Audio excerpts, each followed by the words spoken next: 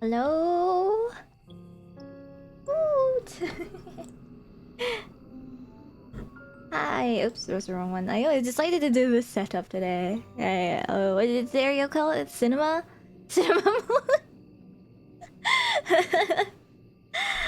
Congrats on the first Shadow. And nice speed buff. Nice. Thank you for the Hydrate Avenue. Hello. Hello. Back to the Toxic Yuri game. We're going for a different route today. And yes, sorry for starting stream late. I washed my hair today and it took longer than I thought it would. Yeah, and yep, I got this whole thing set up. I rarely use this, what's this? A scene. The scene, there'll be a scene. Wait, I don't have an overlay, but it's just all focused on the game here. Let me put up the music a tad bit. There you go. I think. Hopefully that's like okay volume.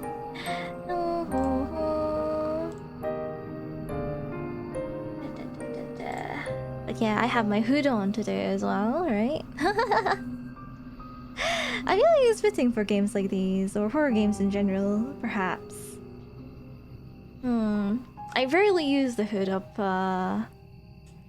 toggle nowadays, I feel like.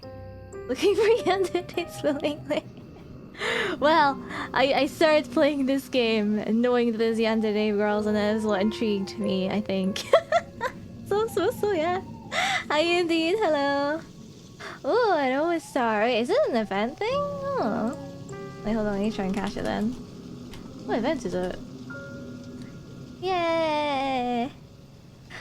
Anywho, right. I played this last week. To summarize generally what happened, we were playing as a girl. Nobody is named, by the way, right? So we're just a girl, mermaid, and whoever else we meet. Yeah, last time I romanced the mermaid. She killed us, yes. That was the end. Oh wow, okay, there's a whole lot of that goes on like in between, but we got to know that mermaid, we fell in love, and then she dragged us under the sea and drowned us. Oof. Okay. Oh yeah, before you think, right? Oh, this is Abiosa. You're tarnishing your reputation as a Seiso streamer. I think it is perfectly fine. This game is not 18 plus or anything. I went around looking for safe for work Yuri games on purpose. Yes. That's exactly what I googled, and this is exactly what I found.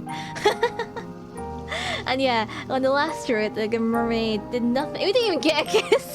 Not even a kiss. No. She just got really obsessed with us and tried to drown us. And not even a kiss. The mermaid would do that, evil lad. Well, not all mermaids, I hope. I hope. Well, I guess it's a given that maybe her view of humanity would be different. She's a long-lived individual, right? Like an elf, right? Yeah. Her view of life and death may be a little bit different, a little bit more messed up. Oh, like because we're so mortal, right? We have lived such short lives that she views. Well, why not make it? Then why not kill you now? Well, yeah, you're most beautiful. It's not like there's much difference anyway. Maybe. Hi, Yasumi. Hello. Thank you. I'm currently the only cute lady, probably. Thank you. Well, we're about to go see more cute ladies, maybe. I'm just going from top to bottom. So top was going to the shore, right? That's where we met the mermaid. And there were 3 options, right? I'm just continuing on, right? So second option, might as well go for the second one, right? The village? That's what we haven't picked after all. Let me go save. Yes. Exit. There we go. Hi, Stanley. Hello. Yeah. Back to the other game. It gets so lonely here. So, like, make yourselves comfy, get yourself something to drink, and I guess mentally prepare yourselves. Oh, right, I forgot. The pin message, right? Yes, yes. This game has a yandere or multiple. Do not interpret this as a healthy relationship, right? Because the protagonist gets really unhealthily obsessed with the love interest. So do not copy anything that goes on the screen. And yeah, as I explained earlier, right, this game is safe for work. Nothing of that nature, 18 plus nature. Nothing 18 plus will happen, but well, I mean, even on the last part, they didn't get a kiss or anything, so. All right. Just to, because I get some young people, you know. All right. Don't want the young people learning the wrong things. Yep. So, you want to go to the village? That's where we're going. Good idea. Let us see what further trials await you there. This night is far from over as much as you might wish it was, and there is still much and more to discover. I wonder what will happen next. You follow the path which leads to the village, supporting yourself on weary, aching limbs which feel ready, at a moment's notice, to snap at the knee beneath the burden of your weight. The soles of your feet are screaming at you. You need to lie down, and quickly. Your only hope, as you continue to run, is that you'll find a suitable residence in which to rest at the village. You do not know what will await you at the village, but you have visions, as you run, of a quaint, scenic settlement, all thatched, cottages with sloping roofs. I wonder if this is the village where the mermaid's former lover lived? I mean, it could be close enough to be that. Surely, there will be a kindly peasant who will be willing to put up a young runaway for a few nights. Peasant, of course. The protagonist is a noble lady, I believe. She's a little bit snobbish. You can imagine too the face of this kindly peasant from the fairy tales you read in abundance as a small child. She will be broad-shouldered and ruddy-faced with dull brown hair crammed beneath the cap. Wow, that's a very specific her vision of a peasant, eh? Her arms will be sturdy from many years of washing clothes and milking cows, but she will be kind to you and compassionate, just like a mother. You do not know what mothers are like. You hardly ever spoke to yours. Oh! Whoa! So we're fatherless and basically motherless as well. Well, basically, but it looks like we did have a mother in our lives, but not a close relationship. You're only guessing. You're not a complete fool, however, despite your tendency to daydream, and you do have a few reservations. It is difficult to trust a complete stranger, after all. Peasants do not, as you know from your voracious reading, have much money, nor do they have much food. It might be hard to convince a resident of the village, even the kindly washerwoman of your fantasies, to take in a complete stranger. Still, you must try. That is all you can do, really. Ooh, pretty.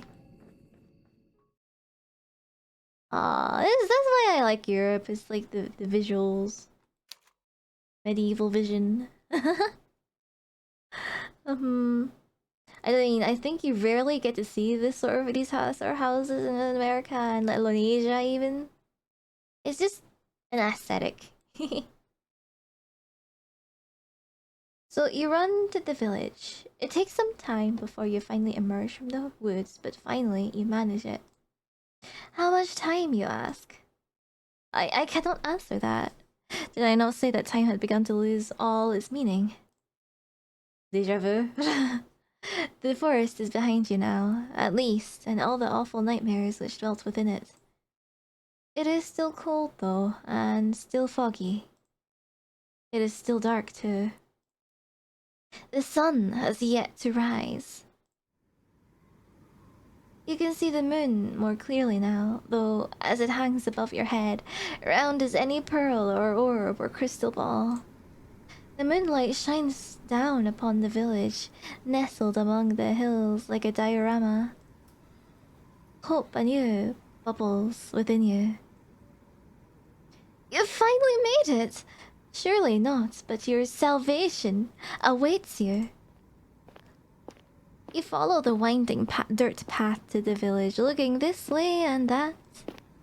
But your hope, such a precious, fragile thing, soon begins to fade. The village up close does not look half as welcoming as you imagined. There are cottages, yes, but they are in a state of disrepair.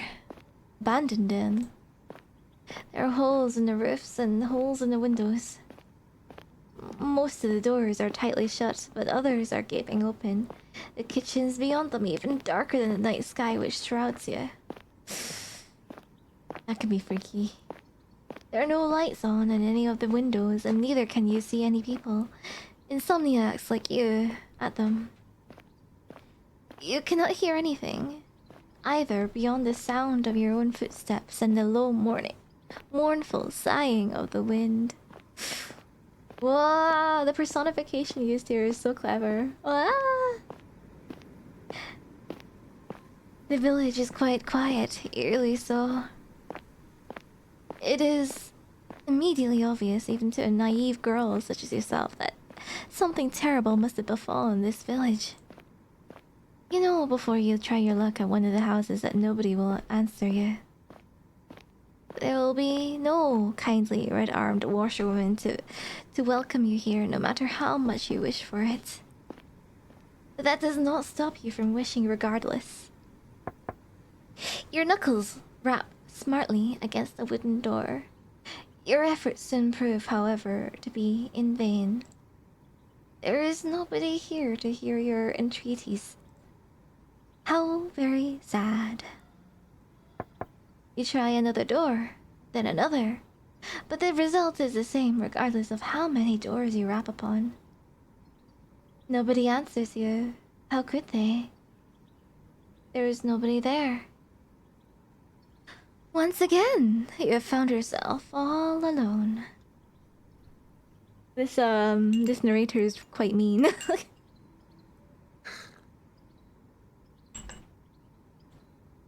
At least you have found some dwellings in which you can rest your weary head. A dusty old bed, perhaps. Hi, Assassination Pizza. Hello. Yeah, playing horror game today. Continue the horror visual novel from last week. Second route, let's go. See who we find today. Hopefully not a murderous mermaid. Can't wait to be scared out of your mind. Well, I guess the kind of horror that's in this game is a bit more subtle, I'd say. Subtle? Maybe. Who knows? Who knows? Still early. Will you utilize one of these cottages for your purposes? Nobody is here, you might as well. But no, an abandoned cottage is not what you're looking for. You'd far rather have companionship, would you not? Bravely you swallow your tears. You wipe your eyes with the back of your arm in a well-practiced motion. Then inhale. You square your shoulders. And you keep on going. Surely the village cannot be completely deserted. There must be one person here at the very least who can help you. That is what you're thinking as you resume your search. You flit from cottage to cottage, with precious little to show for your determination until you make yet another discovery. Ooh, ooh. The village, with its squat thatched cottages, bathed in the moon's glow, has a church. Well, of course it has a church. The villagers who once dwelt here were not godless heathens. Not that their faith did them all that much good in the end. Did everyone die here? Oh no. The narrating voice is very good, thank you. I'm trying my best here. So far today, nothing too... Well, I mean, vocabulary is not too difficult. Still, the sight of the church soothes your overtaxed heart. You were so focused on your fantasies of a kindly washerwoman taking you in, you did not pause to entertain the fancy of a kindly nun doing much the same. All hope is not lost. You approach the church, which seems to tower over you despite it being so humble. I'm sorry, the tea went the wrong way. Oh. The church is a small one, but it is stout and sturdy. It must be for it to have withstood centuries, forever standing sentinel on this hill like a relic from a bygone era. The church does not have any stained glass windows, but it does not need them. Even without more luxurious trappings, the church still exudes an aura of dignified solemnity. This stone building is fringed by a sizable graveyard, one which occupies the rest of the hilltop and some of its sloping sides. The graves, which have been planted by generations of wardens, are hewn from a similar stone to which the church's walls are made of. Some of the gravestones are shaped like lozenges, while others are shaped like crosses. A handful of headstones are even shaped like angels, though these are far and few in between. Graves, huh? There are very few people in a village such as this one who can afford such luxurious final resting places. The graves or the angels? You look at the tombstones with an almost childlike curiosity, forgetting, in your examination, of the visceral, heart-rending fear which gripped you as you ran through the forest. You are out of the woods now, and you have subconsciously already begun to relax. That sign.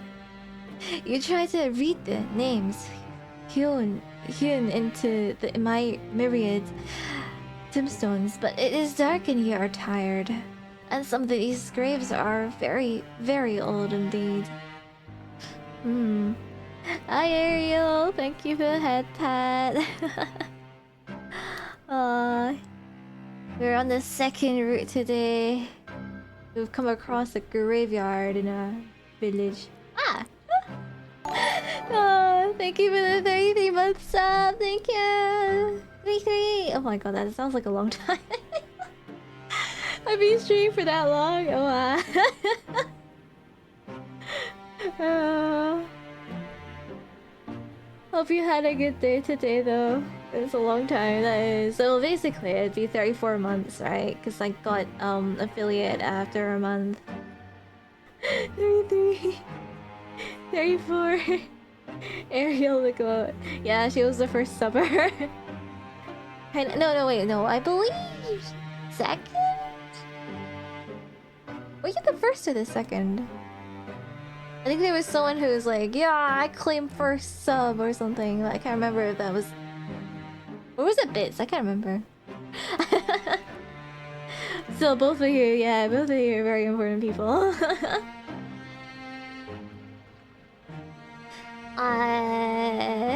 Thank you, Ariel. Thank you. I should check the founders. I think there's a way to do that. There's some people I have not seen in a very long time though. But well, anyway, yes, let's get back into the game. We just came across a graveyard. Very, very old graves. Whoa. You strain your eyes, but you do not have much luck in this endeavor. Oh well. You're first. You subbed even before the affiliate stream. Wait, how? Yeah, well, before the affiliate stream. I kind of vaguely remember, right? Yeah. You made a comment about like the modes or something before, or, like I was adding them in before the official affiliate stream.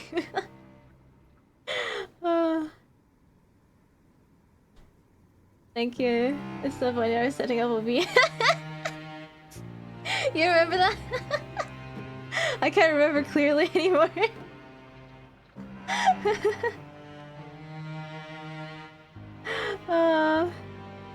Dang. For supper. Thank you.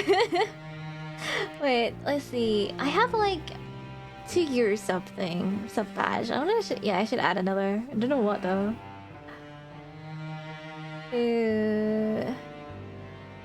Could be a Libani actually, yeah. I've used up a little Ruru now. Let's make them really Libanis. Yep. The layer came up, outside the stream.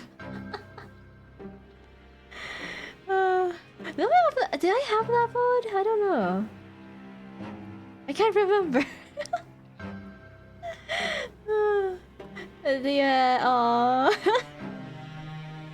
Which would it be? Would that be my birthday one? Maybe? It is a long time ago. It's like 2 years and a half, I think. A bit more than a half.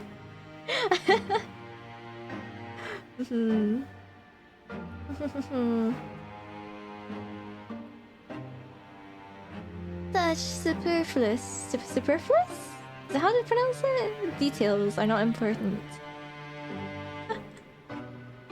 You eventually tire of examining the graves in turn. This graveyard is an expansive one, unusually so given the village itself is so small. How can it boast so many corpses? And there is so much to explore. You walk about the perimeter of the church, casting your gaze first here and then there, then everywhere, consumed as you are by your immense, all-encompassing curiosity. Ah, your line is unstable. Okay, gotcha, I get that. Ooh. Ooh, that means you're well fed then. Yeah! Have fun! Have fun in the game, thank you! I will. I don't know about everybody else, but I will, probably. And as you do, you see her. Oh, her! Ooh, wait, she looks like me. Well, I mean, I guess in some aspects. Kinda. I'm wearing a hood. Ooh. She looks like an ordinary girl. Small and scrawny, just like yourself. Just like me! With these homies, yeah! Hi Jules, she has a nice shovel. A shovel. Wait, it's bent. Wow, and she had to fix it? Must be a very old shovel. The real necromancer is her.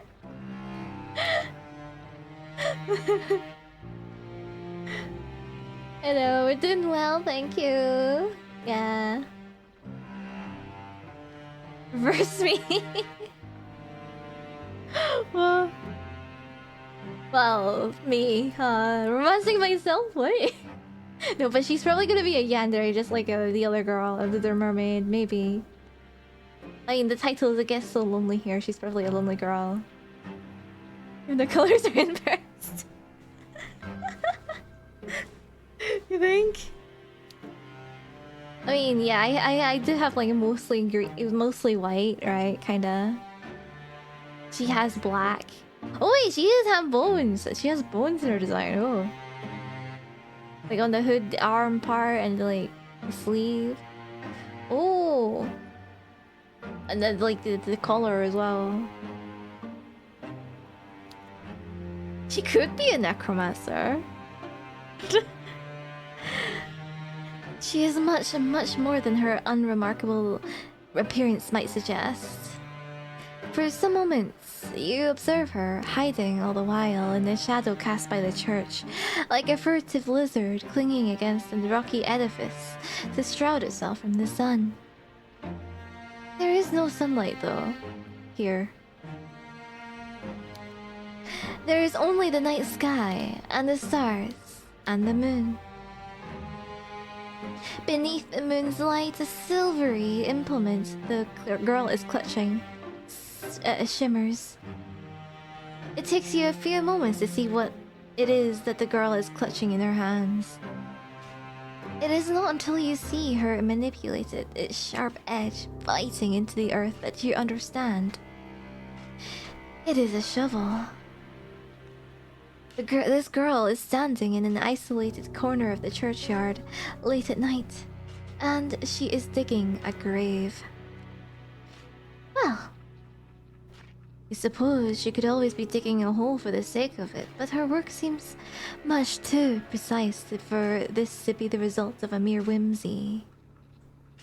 It is hard for you to see her face, given the distance between the pair of you, but her posture is one that speaks of supreme concentration. She moves slowly, mechanically, like a woman on a mission, driving the end of her shovel into the earth over and over. Her motions are regular enough to be repetitive. There is something hypnotic almost in the manner in which she attends this task. Should you risk interrupting her? Do you dare? You get the feeling that she would not appreciate it. Oh. The shovel in her hands, meanwhile, is rather hefty. If she wished it, she could cause you no small amount of damage with it. Should she choose to attack us, she's the one with the weapon. We're not. We have nothing. Oh. Cold anxiety makes your skin prickle. You do not know if you should risk speaking to her when she, in her dark cloak, with her shovel, looks so very strange. But what do you have left to lose? You have come this far. It would be folly to turn back now. It is with this thought in your mind that you decide to approach this strange girl. Your footsteps are quiet. You have grown accustomed to slinking around like a cat, but they are not quiet enough. The girl's senses must be finely tuned because she blinks.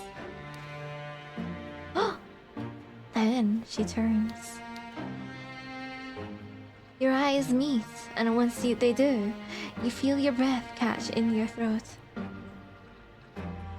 You did not have a clear view of the girl before, concealed as you were in the shadows, but now she is looking at you. You can tell that she is pretty. Of course, that's what we notice, yes. Her skin is very smooth, and her hair, though obscured by a dark hood, is very fair. Her eyes, meanwhile, are a clear, cool blue, like ice. Those eyes of hers, which are large over the knees, are fringed with very long, fair eyelashes. She looks as though she has stepped out of the pages of a picture book. She's simply too perfect to belong to this world. Perhaps she is some kind of vision? A waking dream? A hallucination? But no, she is none of those things. The shovel she is clutching in her hands looks solid enough. its pointed tip glittering wickedly in the moonlight. You steel yourself, expecting, perhaps, some sort of outburst. But this tension soon drains from the girl's slender shoulders. Oh, thank you for the hydrate, Luminets! Hi! Hello! I'll go have a sip of my tea.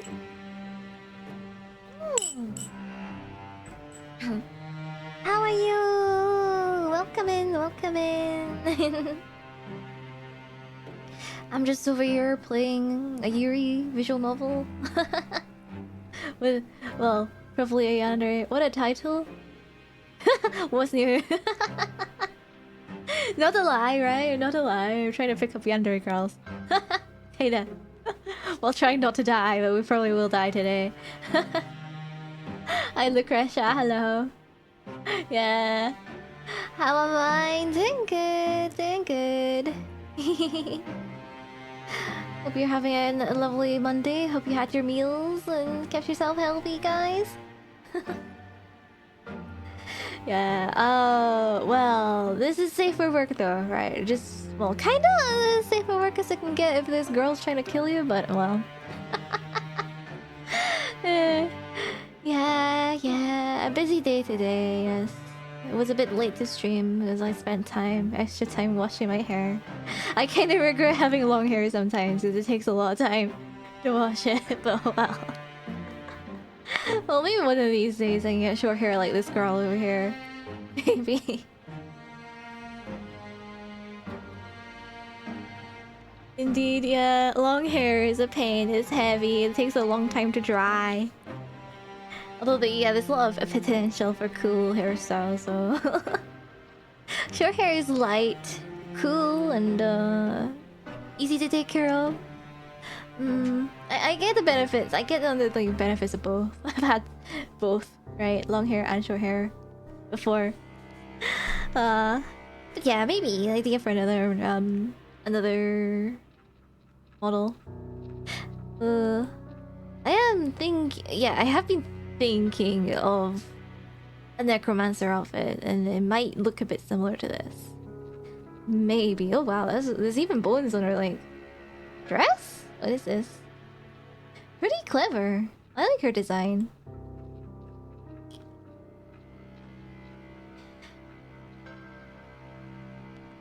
Okay.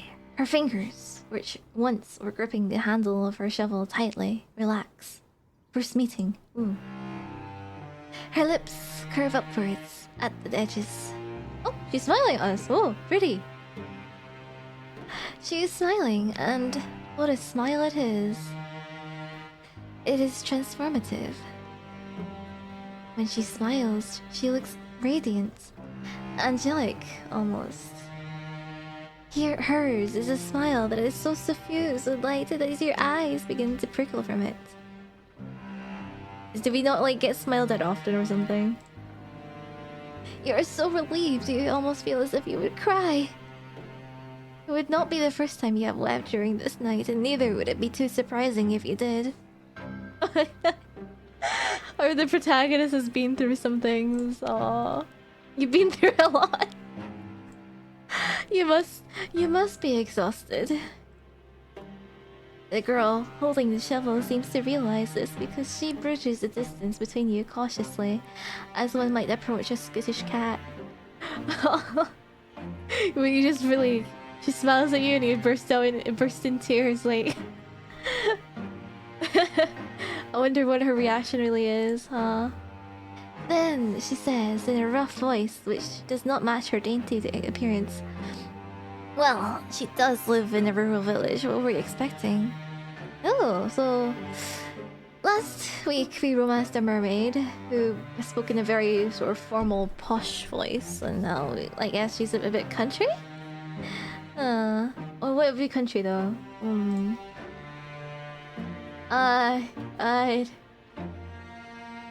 Oh! It's so good to see another person! I was afraid I was the only person left alive! The only one in the whole world! And now this is quite the effusive greeting. Her introductory speech is riddled with exclamation marks. Oh, energetic. Ooh, okay. she's rather more personable than her apparel would make one suggest. Yes, with the hood up, it makes them seem a bit more withdrawn. You, a well-bred young lady, cannot help but feel overwhelmed. It is your turn now. Your turn now to be on your guard. Introvert meet extrovert.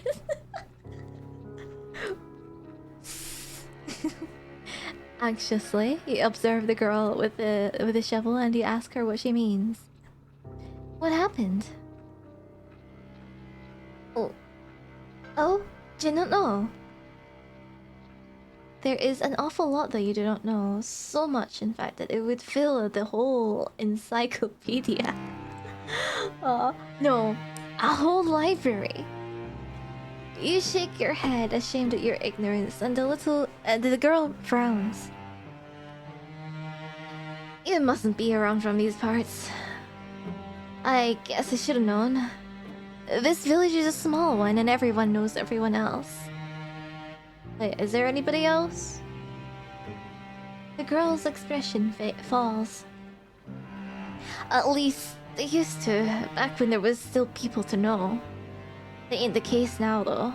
Not after the plague. The plague? The Black Death strikes here! Oh. Wait, is that what happened to the mermaid's lover as well? Did she fall sick? There was a plague? That would certainly explain why the village, when you walked through it, was so quiet. Did everybody else succumb to this mysterious illness? Well, it may not necessarily be like the Black Death, plague. Could be any other malady. That's right. It's just me here now. I have not seen another human being in a long, long time. It gets so lonely here. Oh, title drop. It gets so lonely here. Now, that is an interesting turn of phrase. Alright, of course it is. It's the title. It catches inside your head like a burr. Have you heard it before? Mayhaps we have?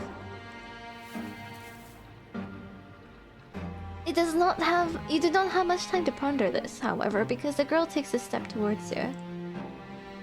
Oh, but where are my manners? They must have gone rusty after being on my own for so long. My apologies, miss. You look like you've come a long way. You said you were a traveler, yes? And your hands are very cold, just like ice. Would you like to come inside? Maybe have something warm to eat and to drink? My home's small, I'm afraid, and my food ain't nothing fancy, but I'd be more than willing to share. It's not every day another girl stops by, especially not one as pretty as yourself. I'm feeling very blessed. Her smile is so cute, though. Aww. You would never think she's a yandere. The girl laughs, a carefree, airy sort of laugh, which does not match your initial impression of her. Yeah, she does have the looks of a sort of cold person, doesn't she? White hair, blue eyes.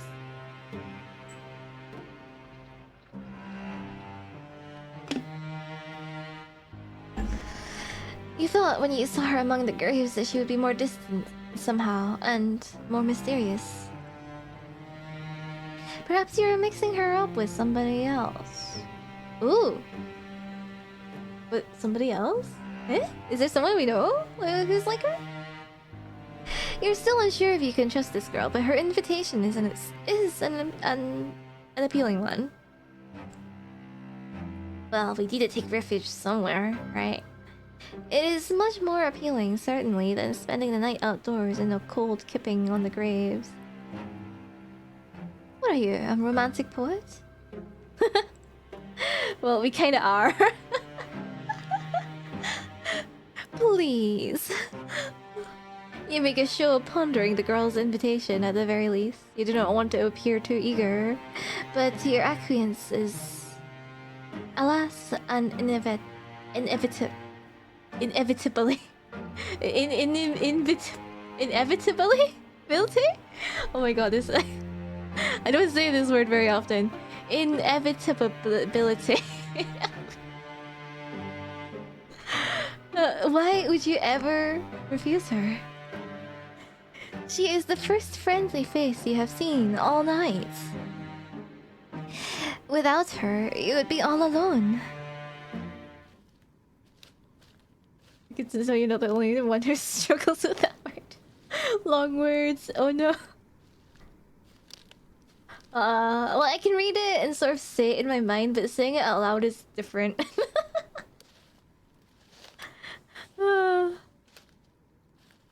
I know what it means though, right? Yeah. That's what happens when you read more than you, well, speak. Thank you for the head pat. Your hostess leads you to a small, humble home located but a stone's throw away from the church, built in the shadows of a twisted, wandering sycamore. The girl's home is in such a state that it seems a folly to even call it a home. Oh. I guess she's not good at taking care of her house, huh? Hovel would to you be the more appropriate descriptor. A hovel. But when your hostess leads you inside, her eyes alive, and she says, "Here we are, home sweet home." You don't have the heart to tell her that you don't find her home very homey or very sweet. That would be incredibly rude.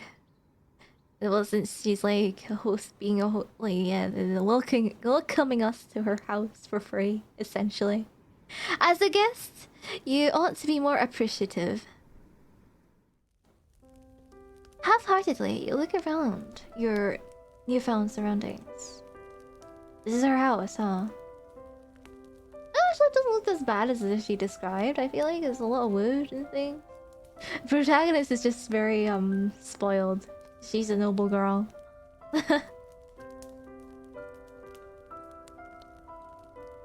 ceiling is supported by wooden joists, and it is perilously low.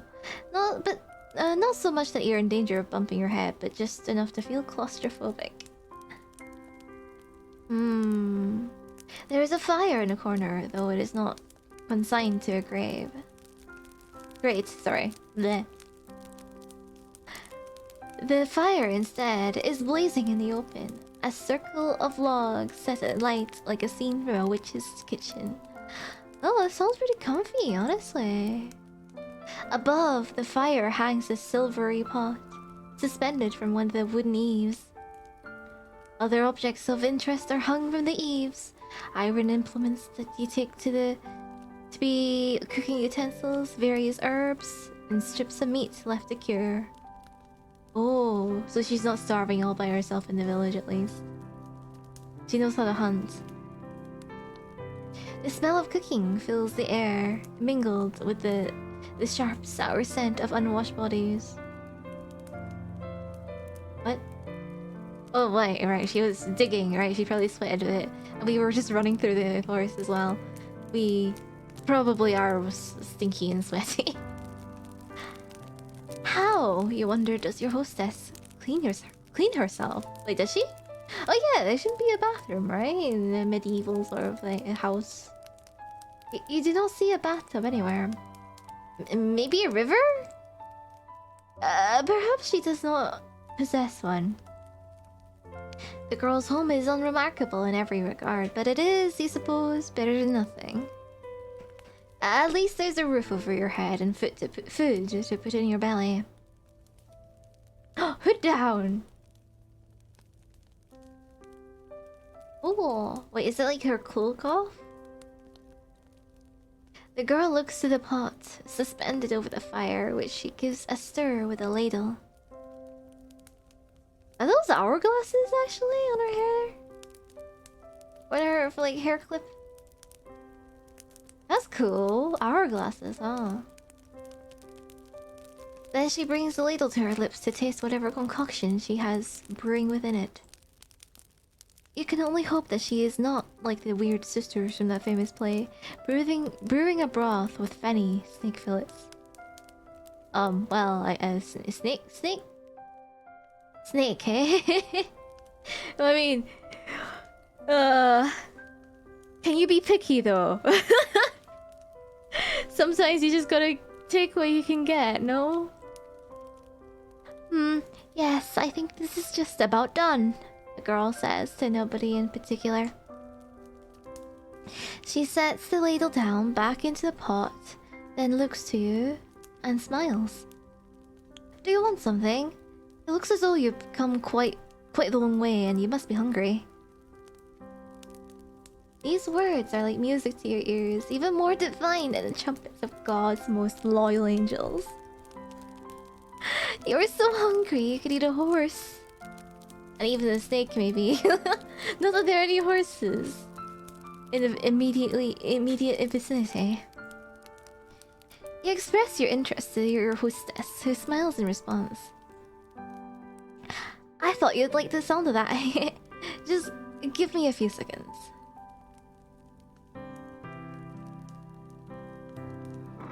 Your hostess retrieves 2 earthenware bowls from a cupboard with rickety hinges, into which she pours 2 hefty helpings of whatever it is she's cooking.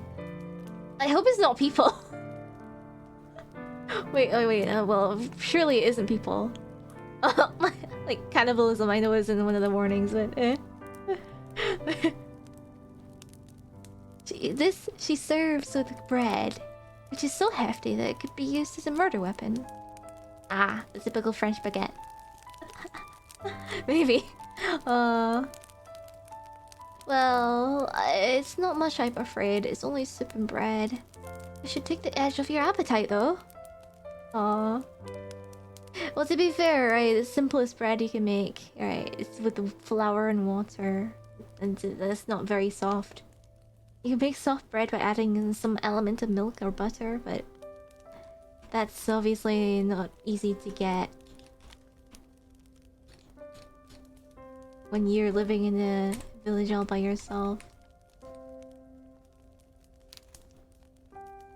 Not that I've heard it, like seen any cows around, right? You thank your hostess for her hospitality, your stomach rumbling all the while. The soup does not look like anything you would typically consume, but the soup's poor presentation does not dissuade you. We're desperate. It's true enough that people eat first with their eyes, but when one is hungry enough, one becomes obliging enough to eat almost anything. Why else do you think that people, when stranded upon desert islands, will resort to cannibalism? Why are you mentioning cannibalism now? No, no, this girl might eat us later. Humans are creatures of necessity. You'd like to wrap yourselves up in pretensions, but in actuality, you're not much better than animals. You're so hungry that your stomach is achingly empty that you certainly descend upon your food like an animal. Your teeth glint, your incisors gleam, and soon you have consumed all that your hostess has offered you. Your hostess watches while you eat, and she giggles once you have finished. Did you enjoy that? Oh. You catch your hostess's gaze, suddenly abashed. You were so hungry, you failed to account for her judgment. Now you have some food in your belly though, and you have been suitably warmed. Your old self-consciousness is returning. Did you not make a fool out of yourself? You demur shyly, looking at your lap, fearful all the while of what your hostess might think of you. You do not want her to take against you. Fortunately for you, however, and for your fragile ego, your hostess is not the judgmental sort. She's not like the girls you grew up with. Ah, the bullies? Well, I'm glad you enjoyed it. It's nice to see my food being appreciated so heartily. I know I'm not the best, but I have been practicing for a long while. I used to cook for my father all the time, you see. This remark catches your attention. Wait, what happened to your father now? Eh? Quizzically, you look at your hostess, your abashment over your animalistic eating habit suspended. What happened to her father? Right, exactly what I was wondering. Hmm. Hi, Sneeze. Hello. Hello. Back to the Yuri visual novel today. And the second route now. Second love interest. It seems a grim thing to contemplate after having eaten, but... Didn't your hostess mention something about a plague? Yes, your hostess says, her voice soft now and serious. That's right. There was a plague. And what of the villagers? What of her father? They're all gone now. Gone? Yes. You see, your hostess rearranges herself upon her chair, one slender leg folded over the other. Then she begins her tale in earnest. My family has a history. We've lived here for centuries by the church so we can tend to the graveyard. Ah, so this abode is centuries old then. It would certainly explain the dirt. This house? My father used to prepare bodies for burial back when he was alive. He built the coffins and he dug the graves and he lowered the coffins into the dirt. I know it might sound like an awful job, but somebody's got to do it. There's no sense averting for our eyes from death, not when it happens to the best of us. It's a noble profession, one that has been handed down in our family for generations. No one dead yet? Apparently everyone in this village is dead. By a plague. Apparently. Well. And this girl is the only other one left in the world. Well, so it seems. My father's father was a gravedigger, and so was my father's father's father. And my father's father's father's father's father. What? Oh. Digging graves is in our blood. That's who we are. My. That was a surprisingly pretty speech coming from a girl who lives in the countryside. A girl who is without much in the way of education. So judgmental. It is apparent, just to listen to her, and the way she slurs her syllables together, that she has never had any elocution lessons. Not like you. There is a determination, however, to her and a pride to her genealogy, which gives her a respectable aura. You cannot help but be impressed. So you ask your hostess, does that make her one in a long line of gravediggers? Yes, your hostess, the gravedigger says. That's about right, though I was never supposed to be a gravedigger myself. Yeah, I am. I look a bit different today. Well, that was just yesterday, right? When RSS? Right. Yesterday I used the chippy model. Today I'm using, well, the normal size. Normal size model. But I've got a hoodie on today. Well, on. Off. Same person, you know? Draw a monkey again? I can't today. I'm playing a visual novel today.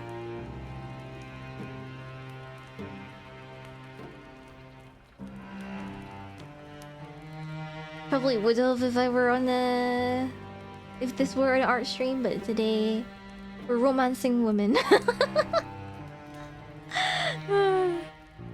Go and paint real fast. No. Gotta keep on topic for now. Mm-hmm. That's about right, though. I was never supposed to be a gravedigger myself. It's not a woman's profession. That's what everybody says. My father didn't mind that, though. He taught me everything he knew, and then some. I might be a woman, but I have plenty of upper body strength. I can dig a grave just as well as my father could without breaking a sweat. To the despair of my mother and up in heaven, I'm sure. I'm sure if she were still alive, she'd rather I focus on more feminine pursuits, like basket weaving or sewing to better attract a suitor. What suitor? Is she really a woman? Wait, what? Like, you think she might be a cross-dressing man? Or younger? Well, she could be younger, really.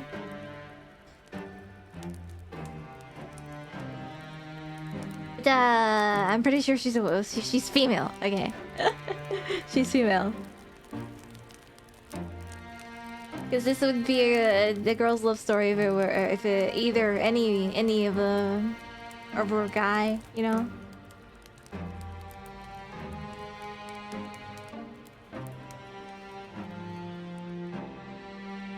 Not that that would do much good now. No suitors to be found. There's nobody around who'd court me, not for miles and miles. And what happened to her mother? She died when I was very young, during childbirth. I was only 5 years old. Oh. Well. You can relate to her, at least up until this point. Wait, what? Really? Wait, so we're not only fatherless, we're like, yeah, motherless now? I thought she was just because her mom didn't appear much in her life, but she died too? Oh, it's okay. I shall be right back after the ads then. Okay, I'm back.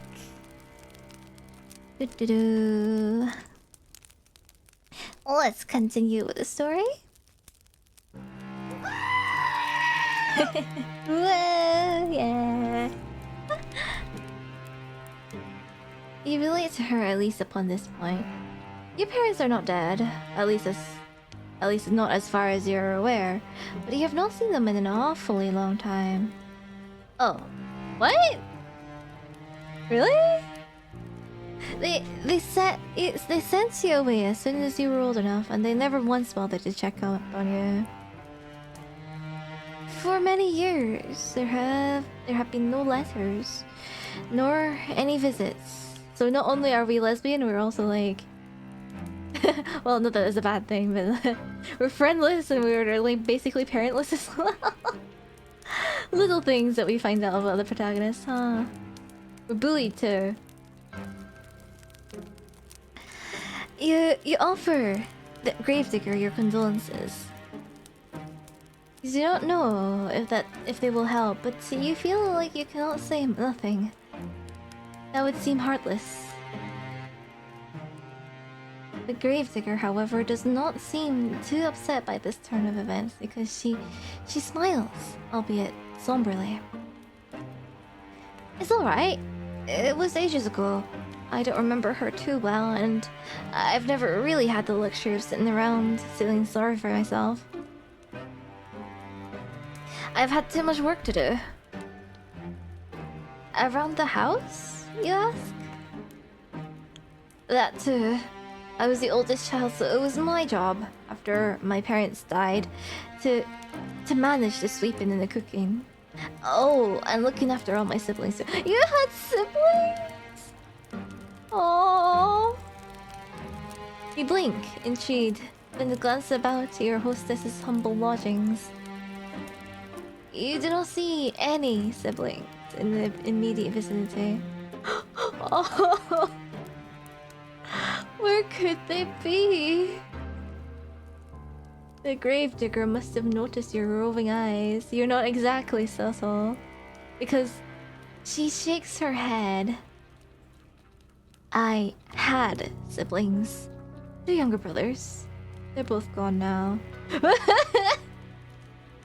Oh wait, I have two younger brothers too. No, that's so sad. Wait, she's kind of just like me. Oh. I've said for a fact I'm not a grave digger, right? I didn't come from a family of grave diggers, but something else. You should have known. You've apologized to the gravedigger for your lack of tact, but she does not seem upset by the fall path. Oh, don't apologize. It's not your fault. My brothers weren't long for this world anyway. The youngest, he died while he was still a babe. And the oldest, he died before he reached double digits. Aww. Aww. I was upset about it at the time, of course, but I've come to terms with it. Life's a fleeting thing in this wicked old world. That's something they learn in this trade. Digging graves, I mean. Oh. Oh. That's so sad. I've dug graves to the elderly and the infirm, but I've also dug graves to the young babes still in their swaddling clothes. That's the nature of death. It comes for all of us in the end, no matter how old we are. No matter how much money we have, and no matter how good or bad we've been. I don't see her killing us in any way if she's like surrounded by death all the time. Like, wouldn't we then be no different from the other graves? That are like by the church.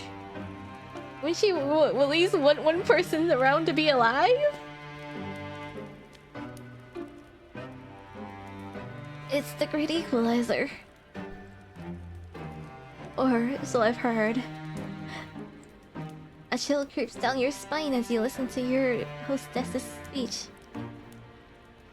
She's not wrong, but the inherent mortality of all humankind is not something you wish to contemplate. It is too disturbing. For the longest time, my family was a small one. It was just my father and me, but that was fine. That was how I liked it. I was very happy, even if our lives weren't the best. I've never had any fancy clothes to wear, and we can't dine on the finest of clothes. In the grand scheme of things, we ain't anything that special, but I've always felt otherwise. I thought I was blessed. We knew hardship, of course, and famine, but that's just the way life's around here. When food supplies were low, we always helped one another out. I had my father, but I also had the rest of the village. We all looked after one another, and things always worked out in the end. At least, they did. Until the plague happened. Yes, she had mentioned a plague. You had been wondering when she was going to return to that topic. You suppose that the plague is the reason that the village as you traversed it was so very empty? It's supposed right. The plague tore through the village. I don't remember when. It feels like a while ago, but perhaps maybe it wasn't that long after all. It feels like I've been on my own for centuries, but... how long? Your hostess's eyes begin to cloud over. So it looks as though she's entrenched within her own memories. What could she be remembering? You've never seen a plague before, though you have heard of them in your history lessons. Your history professor was quite enthusiastic about the subject. She talked about piles of dead bodies stacked up on the streets and stacked up in the wooden carts to come take them away with no shortage of aplomb. Enthusiastically? Enthusiastic? That's an unusual professor, huh? She was a strange woman, your history professor. My thoughts exactly. The plague came on very suddenly. There was no warning. One day everyone was fine, and the next, they were all dead. It is with no small amount of anxiety that you eye the gravedigger. Then you ask worriedly, surely they could not have all died. Is that not an exaggeration? Oh, if only. I wish I was exaggerating, but it's the close. It's the truth. Honest to God. The people in the village died, one after the other. Just like that. Thank you for the hydrate, thank you.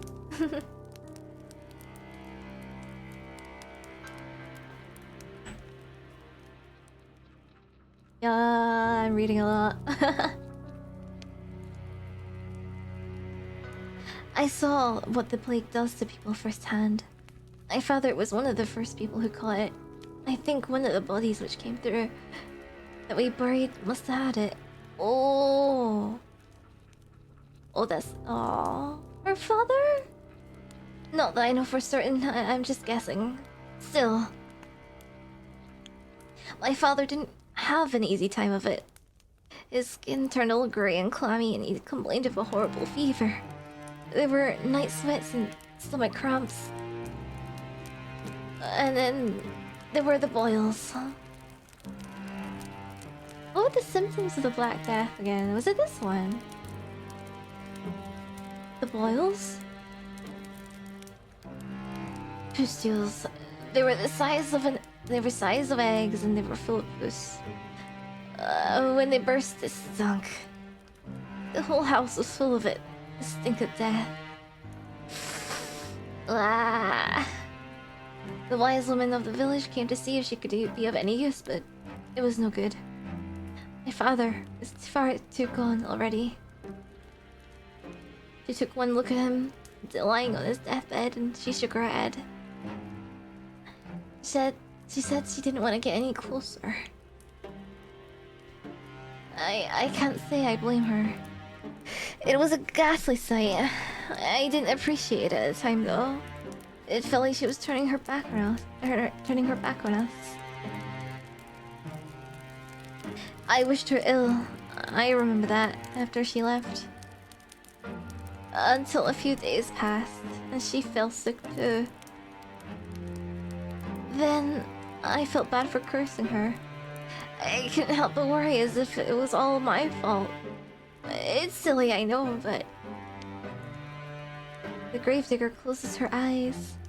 She seems to squeeze her lids together until her lashes melt like flecks of fallen snow. Her shoulders, which are very slender, are shaking. She looks as though she might, at any moment, fall apart. It wasn't long after that the rest of the village fell ill. They all had the same symptoms as my father. The clammy skin, and the fever, and the boils. The boils grew, and then they burst, and then they died in screaming, stinking agony.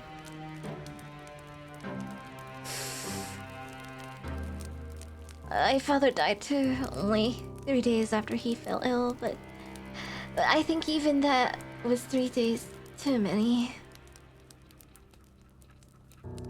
I didn't want my father to die, of course. I did everything I could to help him, but it was all pointless. None of my herbal salves had any impact. I couldn't make a blind bit of difference. All I did was stand about his bedside, telling him it would be alright, until his eyes sank into his skull like 2 black stones and his mouth dried out. But during that last day before he died, he might have been a corpse already. He didn't look at me. He didn't speak to me. He just lay in his bed, with his eyes closed, groaning. I'd never wished any ill on my father before, but during those moments the gravedigger squeezes her hands, which are resting upon her black-clad lap, into fists. She trembles.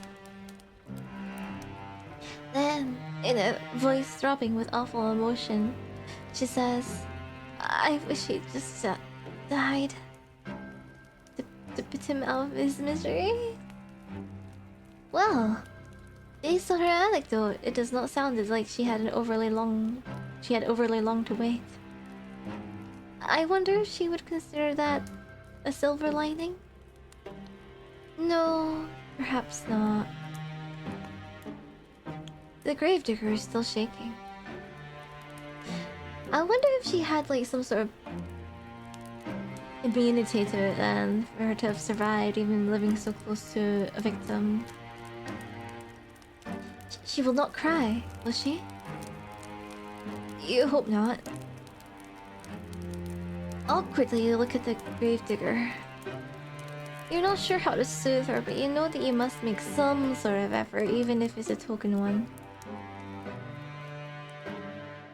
You shift upon your chair, which feels very cold and hard beneath your thighs. Then you say very softly that you are sorry. It's not much, but it's all you can think of saying. You had thought initially that your situation was comparable to that of the gravedigger, but now you can see that this is not the case. Thank you for the lurk. Thank you. Her suffering has far outstripped your own. Not that suffering is a competition, of course. It never is. Your apology feels inadequate to your ears, largely because it is. But the gravedigger seems not to mind it. She is very big-hearted, that girl, to smile at you so, no matter how foolish she might be. She has a beautiful smile. Comfy mood, yeah, thank you, Nintendo. Hello. And look, everyone else are doing my tree. Thank you. Do you really deserve such kindness? Oh, again with the apologies. It's alright, like I said. You didn't cause any of this. I'm not upset at you. I'm just recounting what's happened, that's all. I do wonder, though, why I never fell sick myself. I thought I was gonna die, so I'd already prepared for the Reaper to come and take me away. But maybe he wasn't interested. Maybe he'd already satiated his appetite on all the others. That, or maybe he thought that he'd have to leave me alive for practicality's sake. To be the only gravedigger? Well, with my father gone, who else would tend to the dead? I was the only person left by the end of it all, so I had to bury the people in my village. They're all resting peacefully now under the earth where the plague can't reach them. On the one hand, I'm happy for them. They were able to escape from all their suffering. When I think about all the people I've lost, though... Gravedigger tenses.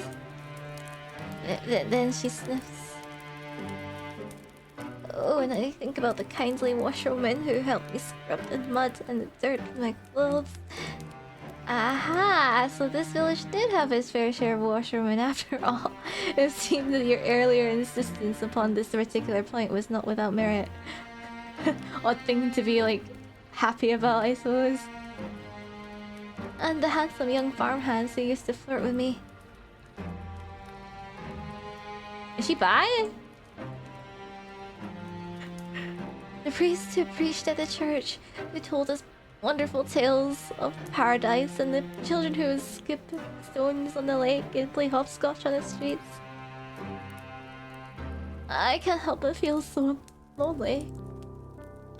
Oh, it's so lonely. Everyone's lonely. Oh.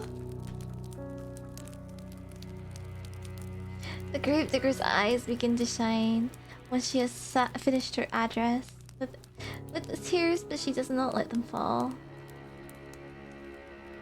She's being brave. Much more so than you are. Anxiously, you extend a hand towards her, meaning to... What? Give her a hug? Sorry, pardon me, I'm just sort of like messing around with the window. You do not know her well enough. Pat her head? That'd be infantilizing.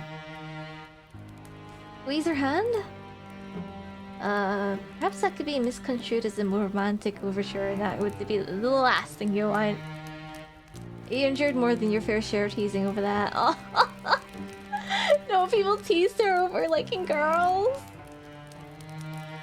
You sit there for a few moments, paralyzed by indecision as the gravedigger poorly suppresses her sniffles. In the end, you let your arm drop back to your side. Your hand rests upon your lap as useful as a damp kindling. You do not know what to do with it. You do know that you ought to say something, though. To show that you heard her plight and that you care. You do not know what this something should be, though. No words could ever console the gravedigger. They would never be enough. They can offer some balm, however, to the bereaved. And so, after a pause just long enough to be awkward, you offer your condolences. What else can you say? Oh no, the gravedigger replies, wiping a few stray tears away with the back of her arm. It's alright. I've grown used to it, really, being on my own, I mean. It ain't so bad, really. No, you're not even alone willingly. This poor girl. And I'm not alone now, at least. I met you. You'll keep me company, won't you? Forever? Well, what can you say to that? You aren't callous enough to trample this girl's hopes, are you? You know full well how awful that feels.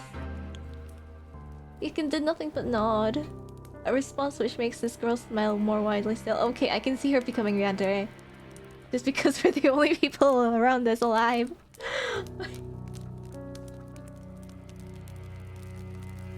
That's wonderful. I know you're just a traveler who's passing through, but I can offer you bread and board until you leave.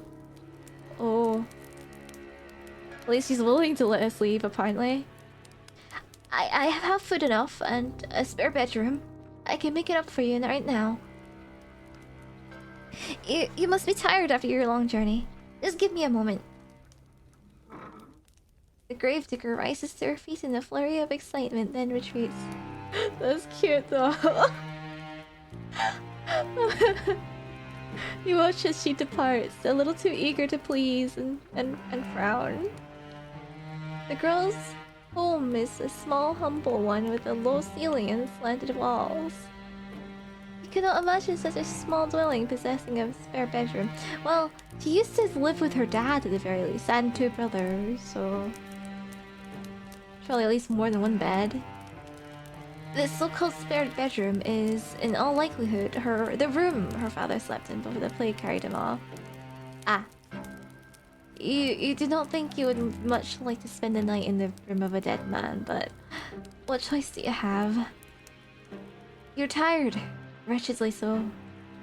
Why, it is all you can do to keep your eyes open. While you were running through the forest, desperate to escape your pursuer, you had no thought in mind beyond finding home, some safe sanctuary in which you could recuperate. Now that you found such sanctuary, it would be unreasonable to find fault with it. You ought to learn to be more thankful for what you have. There are many, many people in this world with less. You rise and follow the gravedigger when she has finished her preparations to her so-called spare bedroom, which is every bit as cramped as you feared it would be. That's okay. It's cozy. At least there is a bed, which comes off as something of a relief. The rest of these lodgings are so humble, you were half expecting a straw pallet. The fact that it's private as well, you know? No matter how small, that kind of like... That's nice. As tired as you might be, you cannot lie to yourself. You have no desire to sleep among the hay like an animal. The sheets of the bed are clean, too, a fact you discern with a cursory glance. So, you will not be expected to sleep upon the sweat-soaked linen of a plague-ridden man after all. Oh, that'd be awful. This really is your lucky day. I got you this too, Gravedigger says, somewhat shyly, as she hands you a folded gown. To sleep in. I thought it might come in handy. Your clothes are, a little shabby. Well, they need washing, yes. You can say that again. Your skirt is covered in mud, and the hem is torn and ragged. This nightgown is one of my old ones, so it suffered a bit of wear and tear, but I'm sure it'll fit alright. It's clean if nothing else. You accept the nightgown from your benefactress with words of thanks. You want to sound appropriately appreciative, but you cannot mask your fatigue. Weariness overcomes you and you yawn, a fact that the Gravedigger does not fail to notice. Thank you for the hydrate, Oni. Thank you. Haha. Back to the Yuri game again. This time we're on the second route. We meet a Gravedigger girl. She is cute though.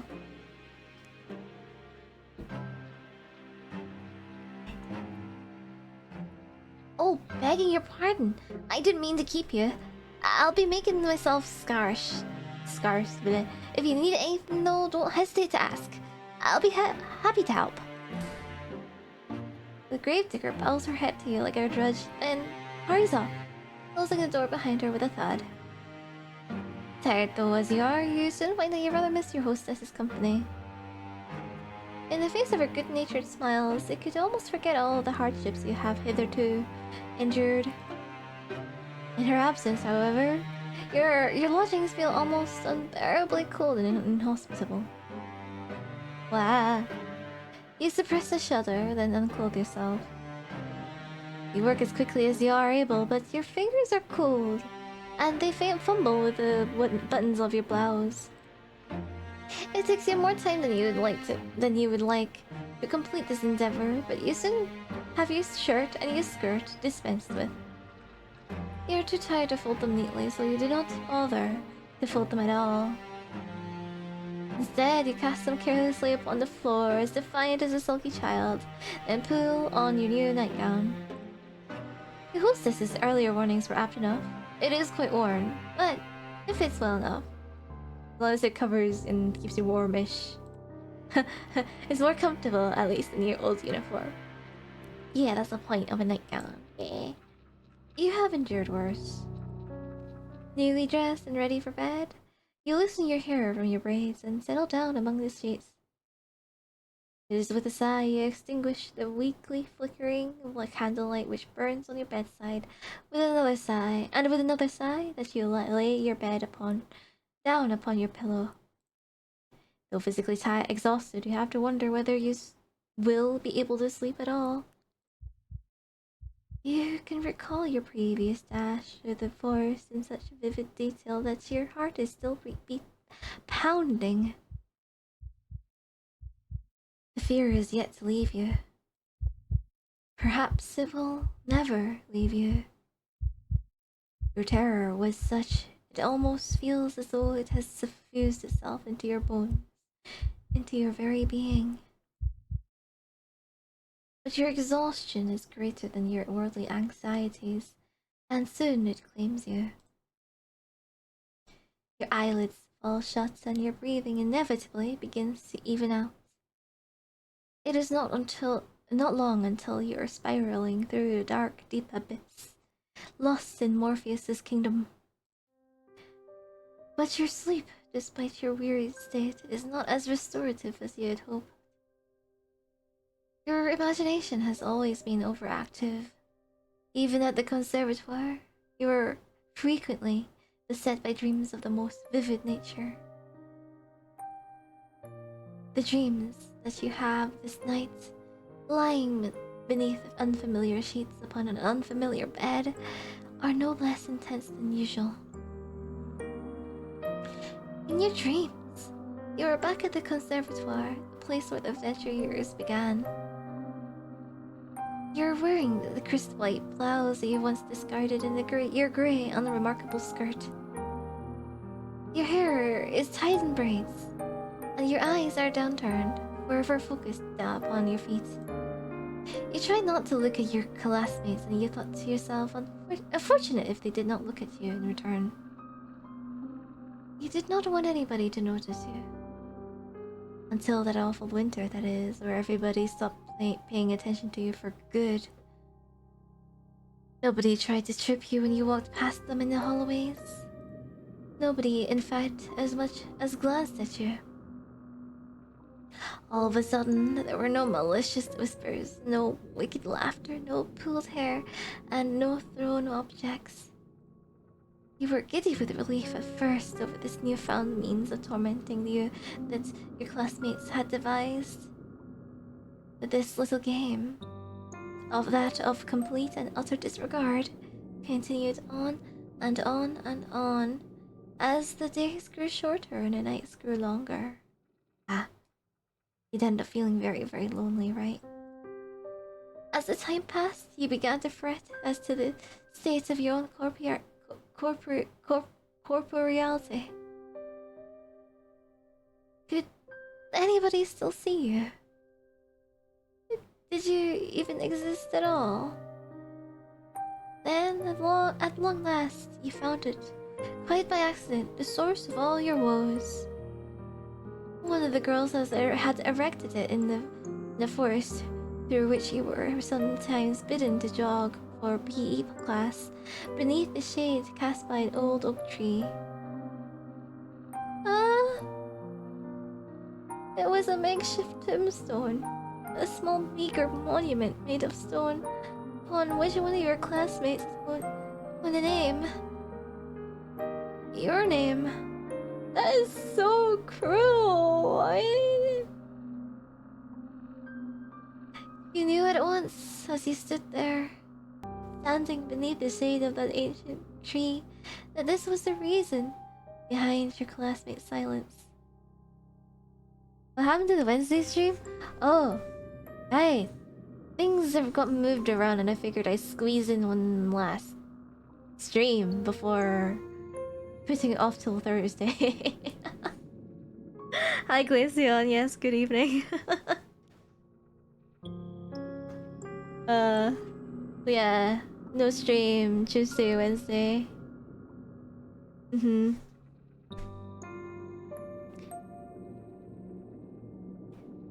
This was why they had, for many months, been ignoring you so assiduously.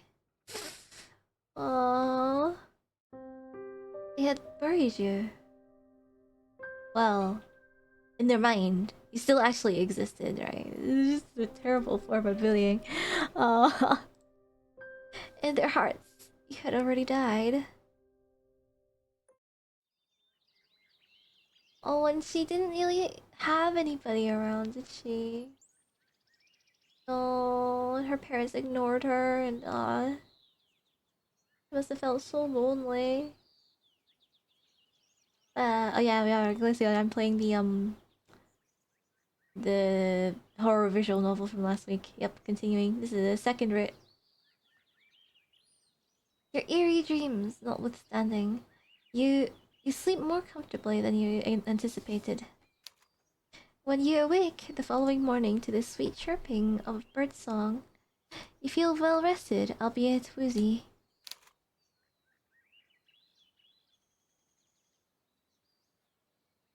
Your head is aching.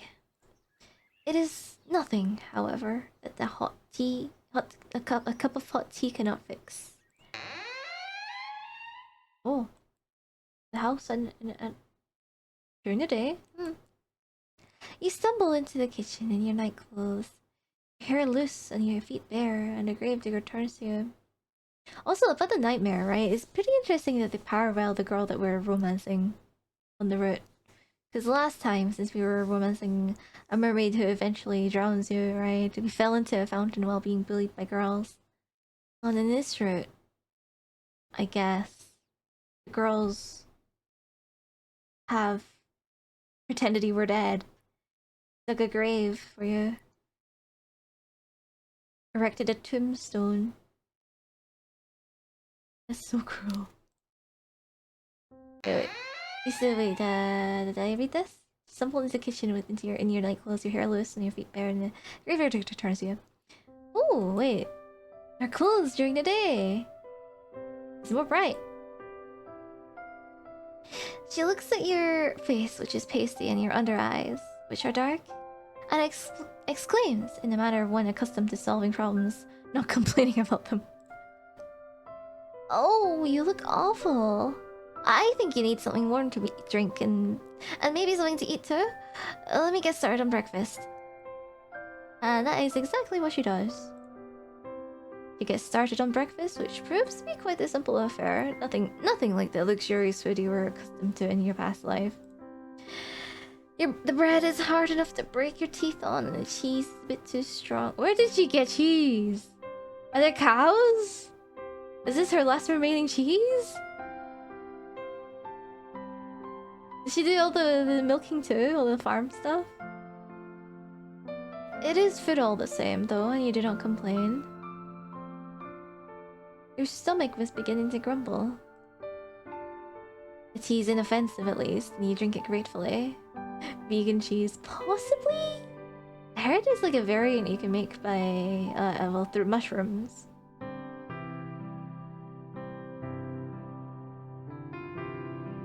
You thank the gravedigger girl for her hospitality, and she smiles at you in return.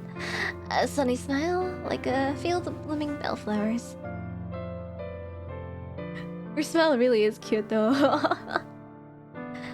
It's no problem.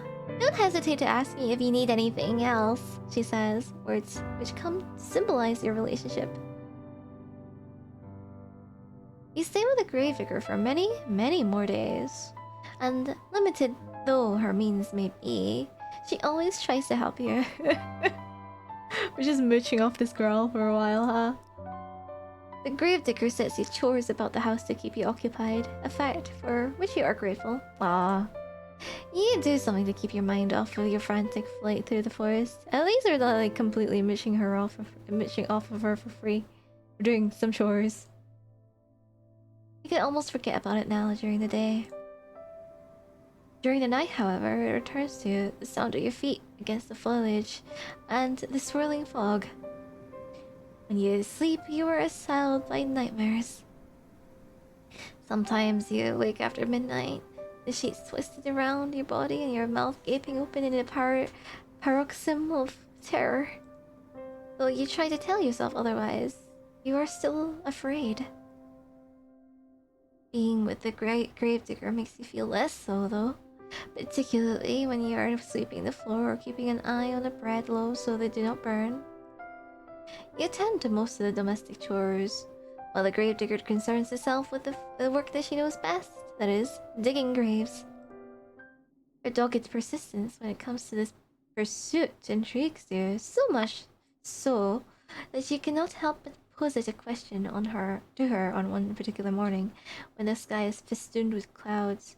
Come to think of it, if there are no other bodies to bury, why is she taking graves still? Huh? Presumably she's done it already, like dug graves for all the villagers who died.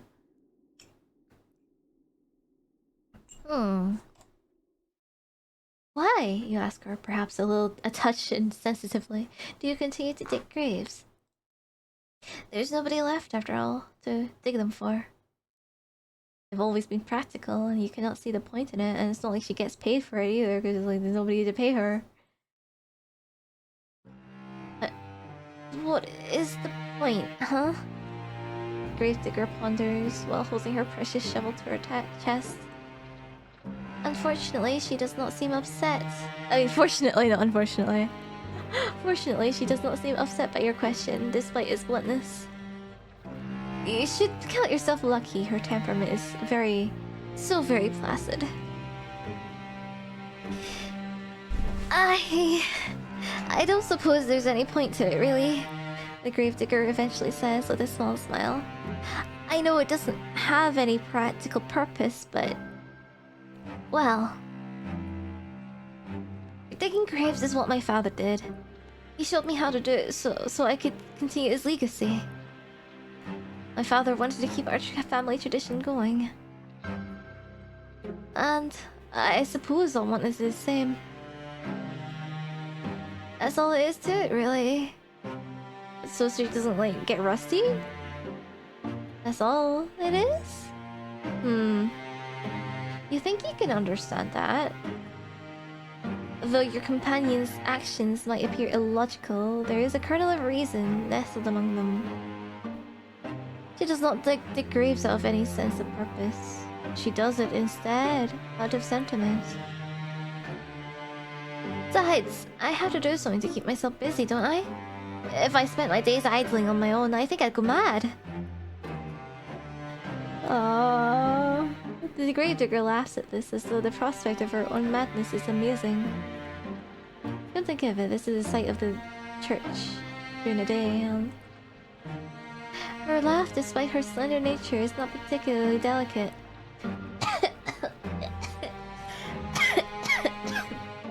Sorry. Tea.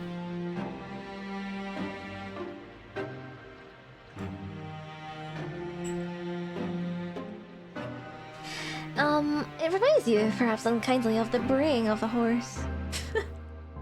Like a guffaw. You're ashamed of thinking such a thing, though, and your face flushes with the guilt of it. You cannot all be well-bred young ladies, you know? Still, the laughter of the gravedigger as it echoes through the grey, gloomy sky is strangely desperate. It sounds forced. Her smile, too, is a touch unnatural, the rictus grin of a corpse. Fine, despite your attempts to return her laughter with a polite giggle, but she cannot. You cannot help but pity her. You retreat indoors briefly after your talk with the gravedigger, then set about some simple chores. The gravedigger trusts you well enough to manage sweeping the floor, a task which does not take particularly long, and the preparing of the meals, a task which takes slightly longer. It is not until much later, however, once the sun has already sunk beneath the horizon and the moon is high in the sky, that the gravedigger returns from the outdoors. She is wind-swept after many hours spent exposed to elements, and is dirt caked beneath her fingernails. The gravedigger removes her cloak, which she hangs by the door, then looks to the pot, suspended over the fire, a fire which you stoked with your own fair hands. The scent of cooking food, that of garlic and onions, fills the air, suffusing the interior of the kitchen in a homey aroma which makes your stomach rumble. Is there like a garden somewhere that we're getting all these vegetables from? Taking stock of this, the gravedigger smiles at you, a toothy smile which, despite her status as a lowly peasant, is surprisingly clean, and bright, and white. Oh, thank you so much, dear one! There's nothing like returning home after a hard day's work to find a dinner already prepared. Now let me give it a test. It's like we're... it's like we're already married. The gravedigger dips a spoon into the soup, then brings it to her lips. She blows upon it. Then she places the spoon into her mouth, the wooden utensil clacking against her teeth. You observe this with a touch of anxiety. Will she like the food which you have prepared for her? You have cooked for her before in the past, and she was always very complimentary of your efforts. Cooking is not your forte, however. You never had to consider yourself with it, really. Growing up in relative comfort as you did. You think that you enjoy this rural, rustic mode of existence more than you did any of the privileges of your past life. At least now with the gravedigger, you have a steadfast friend, a staunch ally.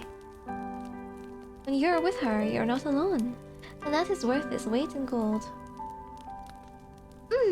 The gravedigger exclaims after drawing the spoon from her lips.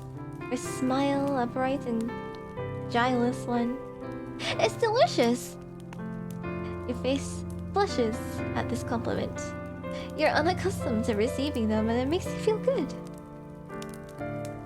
Shyly, you ask the gravedigger if she truly means that, a query which makes the gravedigger smile.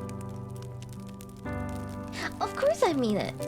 You've become quite good at cooking, really. That's a relief. You were not very good at all of this cooking malarkey in the beginning. Malarkey. You did not know how to handle a knife, nor how to peel a vegetable, and you cut yourself more than once. You bled into the soup on several occasions, but never once did you throw the silly soup out. Oh, really? Oh, well, I mean, a waste of ingredients, right? And we're poor. The gravedigger lives a humble existence, and she cannot afford to waste her precious ingredients. So she had to have extra iron in her food, huh? Your soups during your stay have all been seasoned with the slightest hint of iron. Oh my god. No, this is how we get her into cannibalism. Maybe. Today's soup, however, is a marked step above all the rest. You did not cut yourself with a knife even once. Maybe your companion's compliments are not empty fluff. Hello, Chef. Hello. Maybe you really are improving. Oh, the soup should be ready to serve. I have some bread too, that we can eat it with, but... Oh, I should brew some tea too. Let me... Ah yes, the tea. You knew they were forgetting something. You were so focused on the soup that it must have slipped your mind. Your face flushes yet again at this oversight, and shyly you offer to correct it. The gravedigger, however, waves your request aside. Tea? Are they British? You can drink tea without being British, you know, because... you may not be the biggest fan of tea, but like, that's... I think it's... It came from Asia originally, right?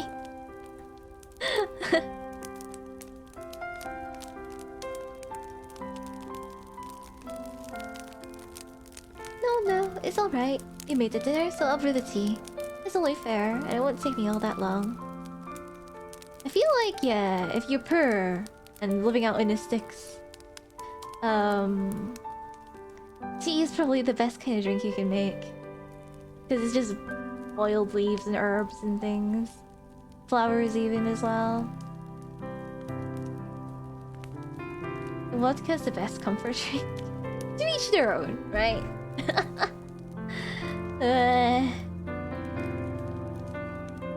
Would you mind serving up the soup while I'm busy? Of course you don't mind. You do enjoy making yourself useful. For a lady, you're awfully domestic. You work alongside the gravedigger to finish your nightly meal, and together you serve it, soup and bread, alongside 2 cups of piping hot tea, prepared by your hostess's own 2 hands. You sit together at the table, then partake in this simple fare after saying grace. This soup really is quite good, despite it being made from only the most commonplace ingredients. There is a bit of a kick to it, and it warms you from the inside out. The tea, meanwhile, is very soothing. So much so, it makes you feel rather sleepy. You would like to sit with the gravedigger for a little while longer, and tell stories as you have sometimes in the past. That, or play cards. They have cards? The nights are long, and there's no better way to pass them than spending time with her. Games of old maid, alas, will have to wait. You're too tired of it. Or are we drugged? I feel like that's a possibility. This early on, though? You do not know what's happened, but after consuming your victuals, you feel utterly fatigued. You explain your predicament to the gravedigger between your yawns, and she nods in response. That's alright. It doesn't need to stay up with me, not if you ain't up to it. You should head off to bed and rest that pretty head of yours. You do not think you're particularly pretty, but you presume that the gravedigger is just regurgitating a phrase to you. She does not truly mean it. How could she? She's far prettier than you are. You thank the gravedigger for her understanding, then rise from the table. You retreat to the spare bedroom on trembling legs, then change out of your clothes.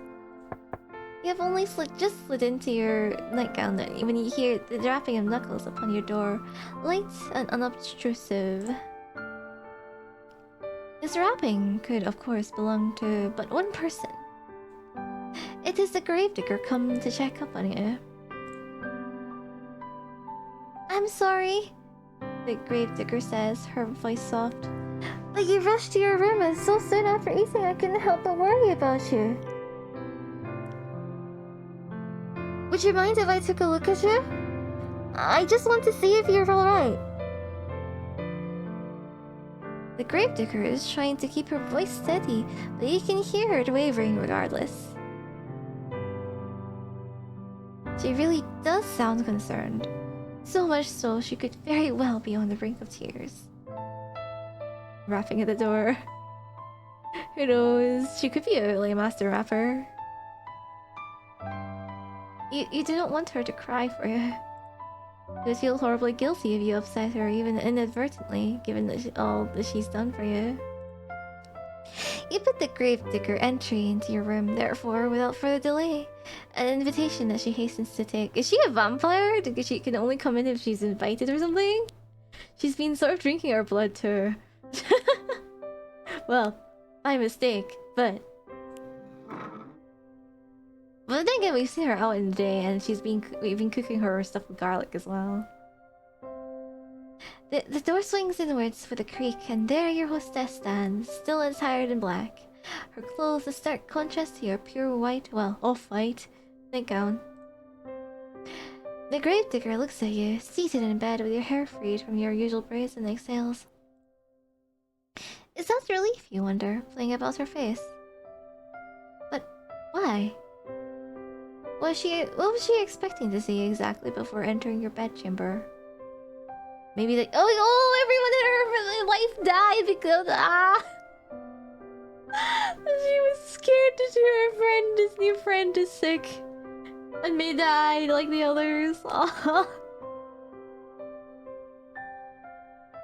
Thanks for letting me in, the gravedigger says, toying with her fingers. How do you feel? Not too terrible, you reassure her. There are no particular problems with your health. You just feel tired. Are you sure you're not sick? Your face does look a bit pale. That would be nothing out of the norm. You're always pale. True. Now, is there anything I can do for you? Would you like something warm to drink, or maybe a hot brick to place in your bed? It should keep you warm. You appreciate your hostess's thoughtfulness, but you reassure her that this won't be necessary. You'll be fine. I hope so. I thought about my father too before he... The gravedigger begins, but her voice soon trails off. She does not finish the thought. She does not need to. You know now what she was thinking before she entered your bedroom. Cold, clammy skin, a sweating brow, rank, oozing, pustules. You think upon these symptoms, which are eerily similar to those recounted during the Great Plague, which once beset your own country, and you shudder. If you don't want anything, then I'll be on my way, the gravedigger says. But before that... it was just a fancy on my part, but I was just wondering, would you mind if I brushed your hair for a little while? Aww. Your hair? That's right. It's such a pretty shade of red, is all. I just thought... Well, it's just a fancy, really. You don't have to let me. Not if you don't want to, but I thought it might help you relax if you're feeling under the weather. I heard it's supposed to be soothing. That's what the gravedigger says, but you have the distinct feeling that she is the one looking for solace here. She's not quite so selfless, perhaps, as she would like you to think. But she has been so very good to you and has done so very much for you that you do not want to begrudge her of this small self-indulgence. You rather think she deserves it. You agree, therefore, to her request, and upon doing so, you are certain that you have made the right choice. Your hostess's face lights up immediately in a manner which makes you blush. Oh, thank you! It would be my honor! Now, let me fetch my brush. The gravedigger retreats from your room in a hurry, but returns soon thereafter, holding in her right hand the promised brush. This artifact acquired, our gravedigger then settles herself upon your bed by your side. She looks at your hair for a few moments, her expression pensive. Then she announces that she will begin. The gravedigger leans in. The wooden frame of the bed creaks under her weight, a creak which melts with the sighing of the breeze outdoors. You can feel the bristles of the brush running through your hair. It is soothing enough. So much so, it makes you shiver. Aw. The sensation is a pleasant one, and somewhat nostalgic. Did your mother do this for you, you wonder, when you were a little girl? Yes, she did. It must have been when you were a very little girl. You have not seen your mother in quite some time, not after you enrolled at the conservatoire. Oh, you have such lovely hair, dear one. It's soft, just like silk. Not at all like mine. Mine is so coarse. This gentle voice draws you of your vague, half-formed reminiscences. It sounds as though the gravedigger is lost in a nostalgia of her own, because her voice, when she next speaks, is dreamy. I think my mother used to brush my hair like this for me back when she were still alive. That must have been a long time ago, though. It is funny, you think, as the bristles of the brush continue to slide through your tresses, that you and the gravedigger should both be reminiscing in tandem about your respective mothers. Perhaps there is something maternal in the act of brushing one's hair, which is wont to summoning forth such images. I would not know personally. I cannot remember my own mother at all. I do not think I liked having my hair brushed very much. Gravedigger continues, her breath warm against the exposed nape of your neck. Oh, proximity. My mother used to complain that I squirmed too much. I can remember that. She always told me to sit still even though it isn't my fault I squirmed. She used too much force. Now, this is curious. It sounds as though the reminiscences of the gravedigger are not particularly fond after all. Did she not get along well with her mother? I can't rightly say, the gravedigger replies in a somber sort of voice. I was young, like I said, when she died. I really don't remember her too well. But I don't think she ever had that much time for me. She was too busy with all the cooking and the cleaning and and looking after my baby brothers. She had time enough, despite that, to brush your hair. She did what she felt she had to do. to make me look presentable. And not that it really worked. What do you mean? You have like a storybook kind of beauty around her, right? Kind of like, as it well, something like that. That's what the protagonist said. Like she came out of it from a book or something. I wasn't like the other girls in my village, you see, who like to sit indoors with their mothers and so. I always loved the outdoors. My father said that I inherited that from him. Ruefully, the gravedigger smiled. Not that you can see it with your back facing her. There's no mirror either, because those are expensive, right? My mother said I was very... well, maidenly. I wasn't very, maidenly. She didn't like that I always traipsed around outside after my father, watching as he dug graves. She said it wasn't appropriate. Like I was some sort of princess wearing a fine dress. The gravedigger snores. I used to get a bit muddy, yes, and maybe I did get burrs in my clothes and knots in my hair, but it shouldn't have mattered. It's not like I ever had any hopes of marrying a prince no matter what my mother said. You could have. But she hoped. She had a lot of hopes. My mother, high hopes. I think she might have resented my father maybe for working such a menial job. Her profession is an honest one, but has never made much money. I think my mother was hoping for fine jewels and dresses and... oh, I don't know. She always had ideas. Her head was full of fairy tales.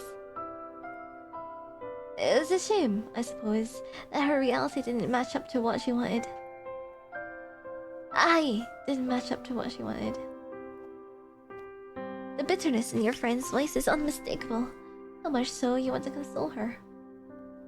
What would you say to her, though? You never met your companion's mother. You never will either. Her cold, inert body had been lying in the graveyard. Has been lying in the graveyard, buried beneath a tombstone for over a decade.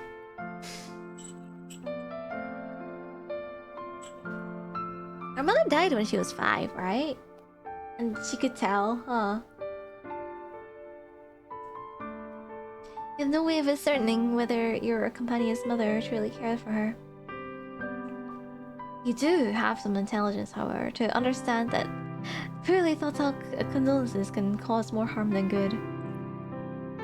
You would not like it if people tried to reassure you that, of course, your father loved you, really. If he loved you, then why would he send you away from home? Oh, why did he never send you letters?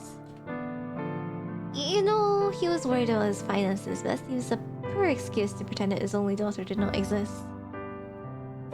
Father not fathering. Oh, as for your mother, meanwhile, she was nice. At least you think she was. But she was woefully ineffectual. Though she was nominally an adult, as she always cleaved before your father's judgment. You think that she was afraid of him. You do not try to tell the gravedigger, therefore, that her mother loved her, that she must have done, else she would not have given birth to her. Still, instead, you sit there, letting the brush run through your hair, and you say quietly that you understand. Sometimes you feel like a disappointment yourself. Aww. Well, the gravedigger says after a pause, I'm glad I'm not the only one. I guess it happens to all of us. You guess so? Parents are only people, after all. While one could hope one's parents would be kind and attentive, they too can fall victim to caprices of their own. Just because one has brought a child into this world, it does not mean that one will be able to take care of it properly.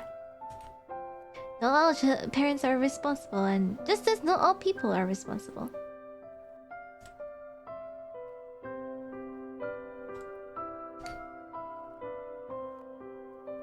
It is a painful subject. Oh well, alright if my mother never liked me, or even if she never loved me. I know my father did, and that's all that matters. He was always there for me no matter what. Your companion's voice catches in her throat. She winces. At least until he wasn't. Died. And I didn't do a thing to help him. Your companion's shoulders are beginning to shake. You still cannot see her, but you can feel her body convulsing. You can sense her loneliness rolling off of her in waves. It is all-consuming like the waters of a deep, dark ocean. Grief anew pierces your heart, not on your behalf, but for the sake of your benefactress. She does not deserve to suffer so much. This you have no qualms with telling her. You turn to face her and pluck the brush which has been hovering in the air, inert from her fingers. Then you let her know that her father's death was not her fault. What could she have done? She could not have cured his illness. I know, but I can't help but think, what if? I keep racking my head over and over, trying to come up with something. But I can't think of anything, and even if I could, it's too late. He's already dead. He's dead and buried. I buried him, and now I'm all alone. She might have been alone, you tell the gravedigger, but she isn't now. Not anymore. Are we staying? How can she be when you were here? When you were there? I know that! I know, and I'm grateful, but I don't know if I deserve it. Wait, why? How could she not deserve your company? You didn't understand. Because I couldn't do nothing for nobody. My father always looked out for me when I was a little girl, but when he needed me most, I failed him. I failed everyone. All the villagers, all my friends, all died. What could I do? What would I do if the same thing happened to you? I don't think I could bear it. I don't want you getting sick too. Not when I care about you so much. I thought I'd gotten used to being on my own, but now you're here. It's making me worry all over again. I've been worrying so much I can't sleep from it. I'm scared. Your companion's voice catches in her throat. Aww, then she collapses in on herself. She leans forward, her arms wound about her middle as to steady herself, and she cries. She cries, and she cries, and she cries. For a few moments, you look at the gravedigger, unsure what to do. Her pale face, streaked with silvery tears, seems to flicker in the candlelight. Her shoulders, which seem too slender to bear the accumulative weight of all the sorrow she has endured, are shaking. Your fatigue continues to cling to you, as insistent as the fog which rolls amongst the tombstones in the graveyard at night. You're not so very tired, however. You cannot offer your hostess some comfort. You do not know what you can say to console her. You feel too weary to think of pretty sophisms. But there is something you can think of. You would not be typically so bold, of course, but you're tired enough, for once, to throw caution to the wind. That and the tears of the gravedigger are awfully arresting. Aww. Aww. You open your arms, and before the gravedigger can pass comment, you feel her to your chest. Oh! A soft exclamation escapes the lips of the gravedigger, quieter than the sound of wintry snow as it brushes the ground. Then there is nothing. The gravedigger stiffens the arms for a few moments, like the corpses she and her father used to seal away inside their wooden coffins. She's all wide-eyed and awkward, pointed elbows, tears still coursing down her pale cheeks. You worry briefly as you hold her that you have perhaps made a mistake. Were your attempts at consoling her too clumsy? You would not know. You've never been in a situation like this before.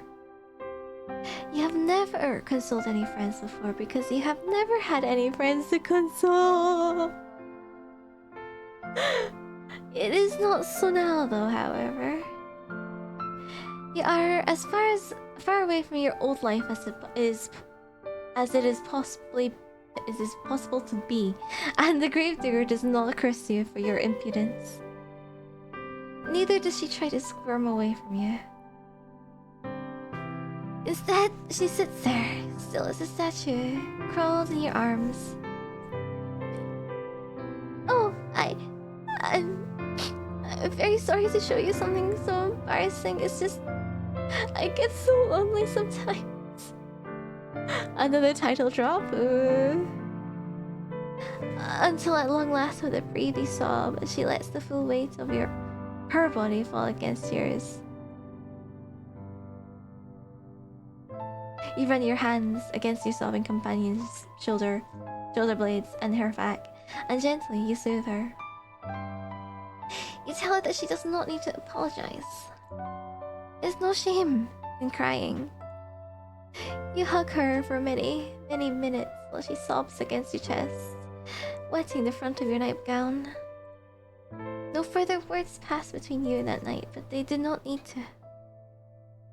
Words are irrelevant in a moment as tender as this, shared between two souls who have come to understand one another through mutual loneliness.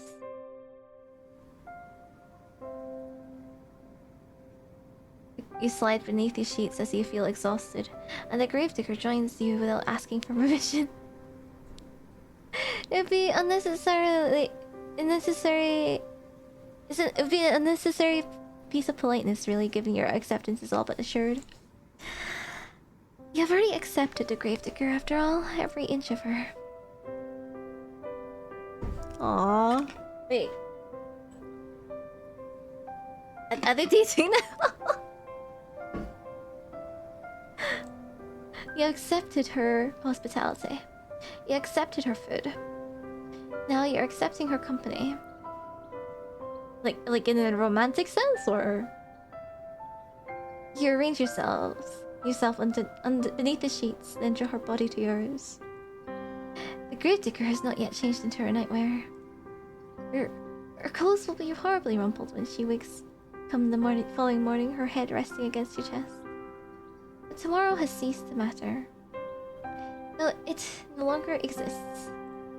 There is no concept of time between the two of you, no thought of the day which will dawn once this night inevitably ends. Instead, there is only the warmth shared between you and the wetness on the cheeks of the gravedigger. There is a sound, irregular now, and less intense than ever before, of your companion's muted, muffled sobs. There is this tender moment, snatched in amidst the sleep, dark night, which can never be replaced. Eyelids feel heavy, as though weighted down with stones. They drip inexorably downwards, pulling you like a drowning maiden into the dark, impenetrable abyss of slumber. Oh, thank you for the read, Dad. Thank you. Hi. What? Hello. Wait, hold on, let me give you a shout out.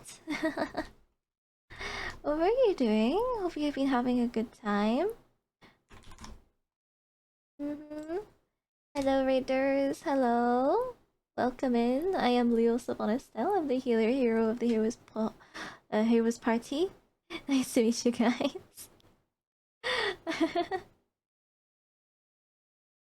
Yeah? You're making people sick in the hospital. Oh dear. Oh, really? Making people sick? You're not curing them? Is that the point of working at a hospital?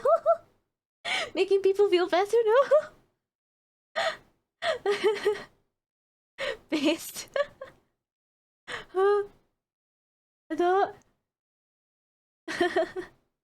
Making them stay longer. Oh my. The doctor said he lived at that. He feels like money. Does he have to pay like a bigger bill? Pay more? Oh goodness, that's a nefarious. Very nefarious of your father. Oh. Hello, yes, by the way, I'm playing a visual novel. I am falling asleep to my own visual novel reading here. Actually. The raid woke me up a little bit. I am perhaps a little bit more tired than I thought I would be. For context, right? This is a sapphic visual novel, so it's like girl romancing girls. Awake daughter. Yes, I'm awake. Thanks. I go to sleep, the yanderes gonna get me. That'd be horrible. Please. Yeah, I got the hood on today. I figured it'd fit the vibes. Because it's a horror game, actually. Yes, this game has yandere love interests. And, well, the protagonist seems to have, like, beasts of yandere tendencies herself. A little bit. Everyone's so lonely, they're so desperate. Oh yeah, the game's called It Gets So Lonely here. So, right. You, the protagonist, is very lonely. The love interests are extremely lonely as well. So it's sort of understandable they get a bit yandere and a bit obsessed. But it seems like a post-apocalyptic setting, so like there's nobody else around but us. It seems like.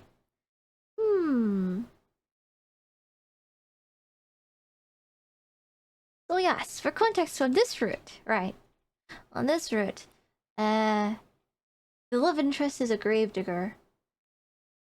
We are now living with her and cohabiting and in a relationship question mark? I have no idea. A sleep stream. Well, this stream is mostly just me reading the text. The choices are sort of very few and far between. There's probably just only one choice this playthrough actually. Like it wasn't a mermaid route. So it's just me trying to use my narrator voice to give you an experience. Could be something that helps you sleep though. Who knows?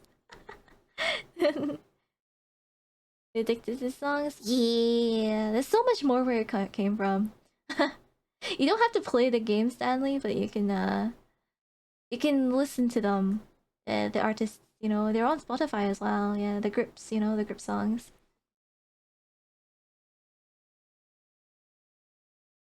So yeah, we were just talking about falling asleep. What was it? Your eyelids feel heavy as though weighted down with stones. They drop inexorably downwards, pulling you like a drowning maiden into the dark in an impenetrable abyss of slumber. It was making me fall asleep. Just a little bit.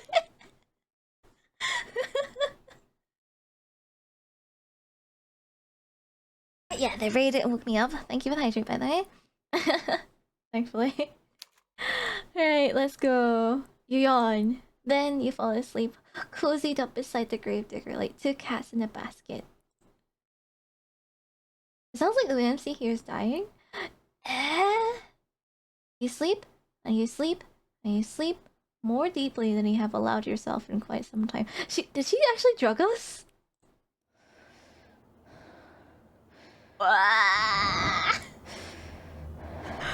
Oh my god, she might have actually, Thank you for the headband. Thank you, Faborg. What? um, but when you awake, you find that you're no longer in a bed upon which you slept in, surrounded by sheets. Heavy breathing. She buried us. Wait, she changed us from our nightgown to our school uniform. Huh? Did I like building games? I think I played SimCity once, but I wasn't very good at it. I mean, yeah.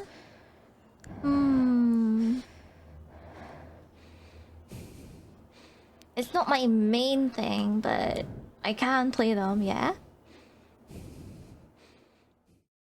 Gravedigger 2 is nowhere to be seen. Wait, did I read it? You wake. You're no longer in the bed in which you slept and surrounded by sheets. Gravedigger 2 is nowhere to be seen. Instead, you're quite alone, lying by yourself in the dark. You blink, but your surroundings do not become any clearer. Is it the middle of the night? Perhaps you're aroused from your slumber by the desire to relieve yourself or else to slake your thirst. Your sleep has been awfully disordered as of late, and the smallest of noises have been enough to disturb you. That does not quite sound quite right, though. You slept well.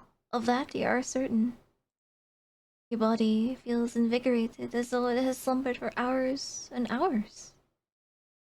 How many hours? You do not know. You do not know much of anything. You can feel a strange pinching sensation around your chest, however, and around your arms. Wait, what? What? Is this a coffin? It would appear as though somebody, but who else could it have been save the gravedigger, changed your attire while you were sleeping? And braided her hair, it looks like, as well. What?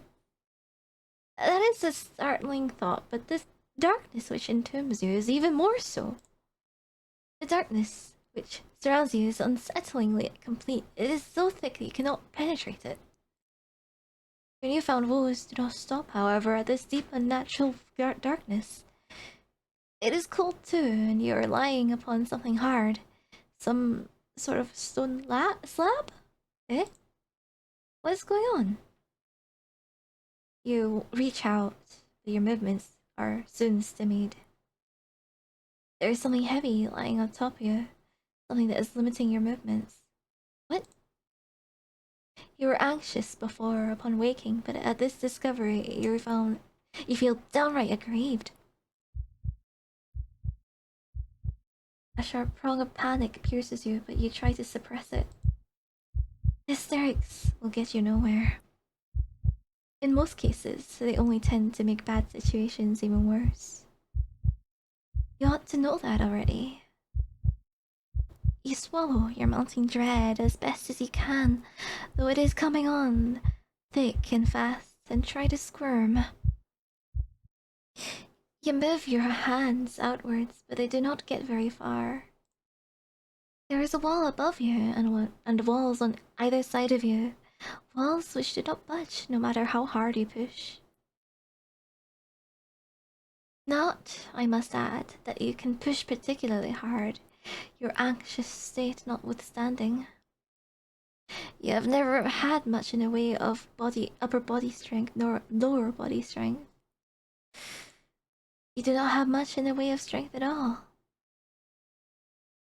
You feel quite helpless as you lie there, out of breath from your meager exertions, unsure of what you should do. You can hardly see a foot in front of your face.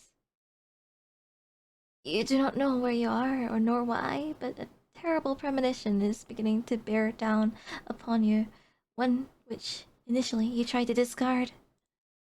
You did not want to accept it as a possibility, but where else could the truth lie? You are lying in a box hemmed in by walls which offer only a scant few inches for you to stretch in any direction. Where else could you be but a coffin? The moment you allow yourself to ponder this awful reality is the moment you hear its irregular sound of drumming. It is as though somebody, though they must be a very large somebody, is tapping their fingertips upon the lid of your coffin. Someone's digging and throwing dirt on the top of the coffin, right? That, or it is raining. It is not the fingers of a giantess, though, that is disturbing it, nor is it the falling rain. It is dirt. The sound continues on and on as though it is drilling its way inside your skull. It is relentless. It is merciless. Like the ticking of a great celestial clock, it cannot be stopped. Your time is almost running out. But you knew that already, didn't you, when you were running through the forest? You ought to have known, silly thing, that you could not outpace your destiny forever. But sooner or later it would catch up with you. You are stubborn, though, and you do not want to accept this. Not content to simply lie there, you cry out. You cry out not for your parents, whom you hardly knew, nor for your school friends, for you never had any.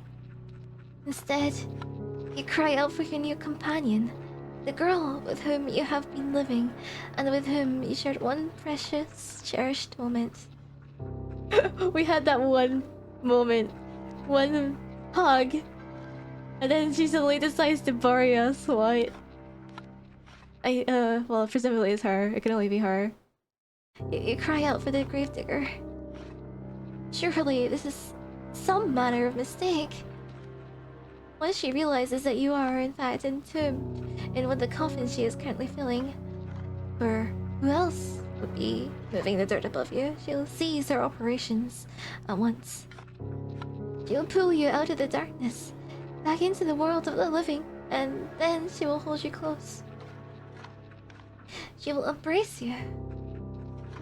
She cannot mean to cause you any harm, not when she was so good to you and so kind. Why would she bury you? You cry to her so loudly, you fear your vocal cords might tear, all while banging against the roof of your compact prison. You cry desperately, helplessly, and to your relief, your cries do not fall upon deaf ears. The sound of falling soil stops, albeit briefly. Then you hear a voice. The voice is very faint, given it is being filtered through your coffin's dirty lid, but you recognize it. So you're awake then, are you, the dear one? The gravedigger says. She sighs. Then she says in a perplexed sort of voice, "Now, that is a pickle. I was hoping you'd be asleep a couple hours more, so the last time we spoke would have been on better terms." Oh my god. What? This is completely planned. Oh. If you keep screaming like that, I'm gonna feel bad. Your companion's words, though distant, are unmistakable. You're so tense, you're attuned to every single syllable, and each of them makes you gasp. Was this not a mistake then? Does she truly mean to bury you alive? You posit this question to the gravedigger as best as you can, trying to keep the tremors from your voice as you do. Perhaps you think in your optimism that if you do not let her know how afraid you are, she will reward you for your bravery and let you go. If this is what you're hoping, though, it is in vain. That's right! You really do catch on quick! So it's appear that she really has committed to the task of burying you. What an unfortunate turn of events. Why, though, would she do such a thing? You thought. She was your friend. We are friends, the gravedigger says, her voice still worryingly offhand, worryingly empty. I'm very fond of you. There's no one dearer to me than you. I've had a really good time with you these last... how long has it been again? I don't remember. Neither do you. Well, if this little detail has slipped both of your minds, it can't be all that important. What, the time spent together? You have other things to worry about. Well, fair, yeah. If you really are friends, you say to the gravedigger, and what does she hope to gain by burying you? Yeah, she'd be like no different from everyone else in the village if she buries you and kills you. Just a minor footnote. You didn't understand.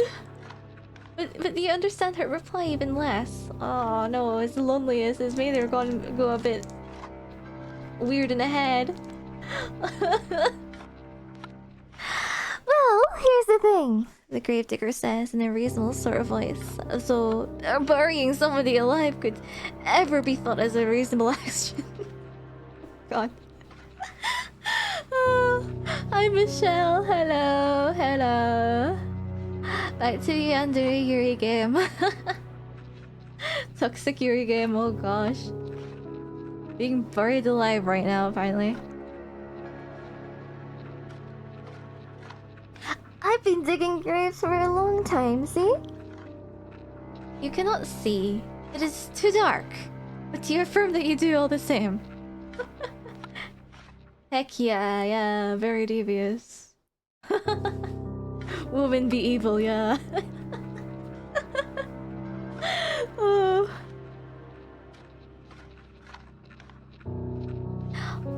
Well, I was digging all these graves, but I've not had anybody to put them in. Not for ages. It was rather sad.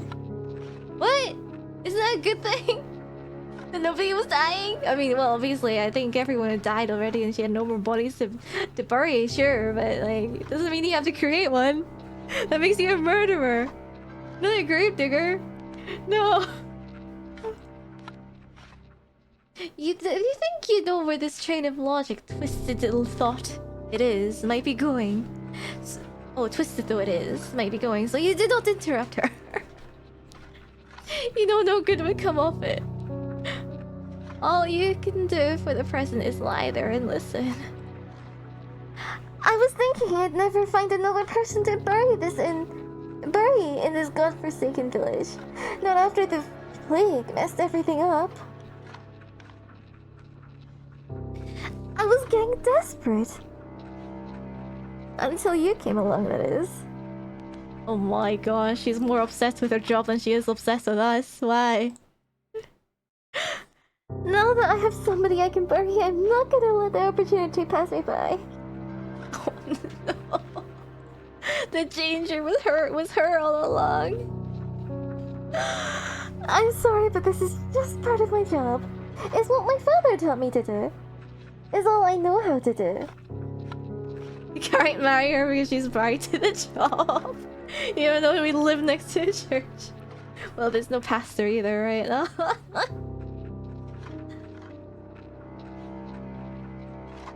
I buried my mother, and I buried my father, and I buried all of my friends. Now I'm gonna bury you too.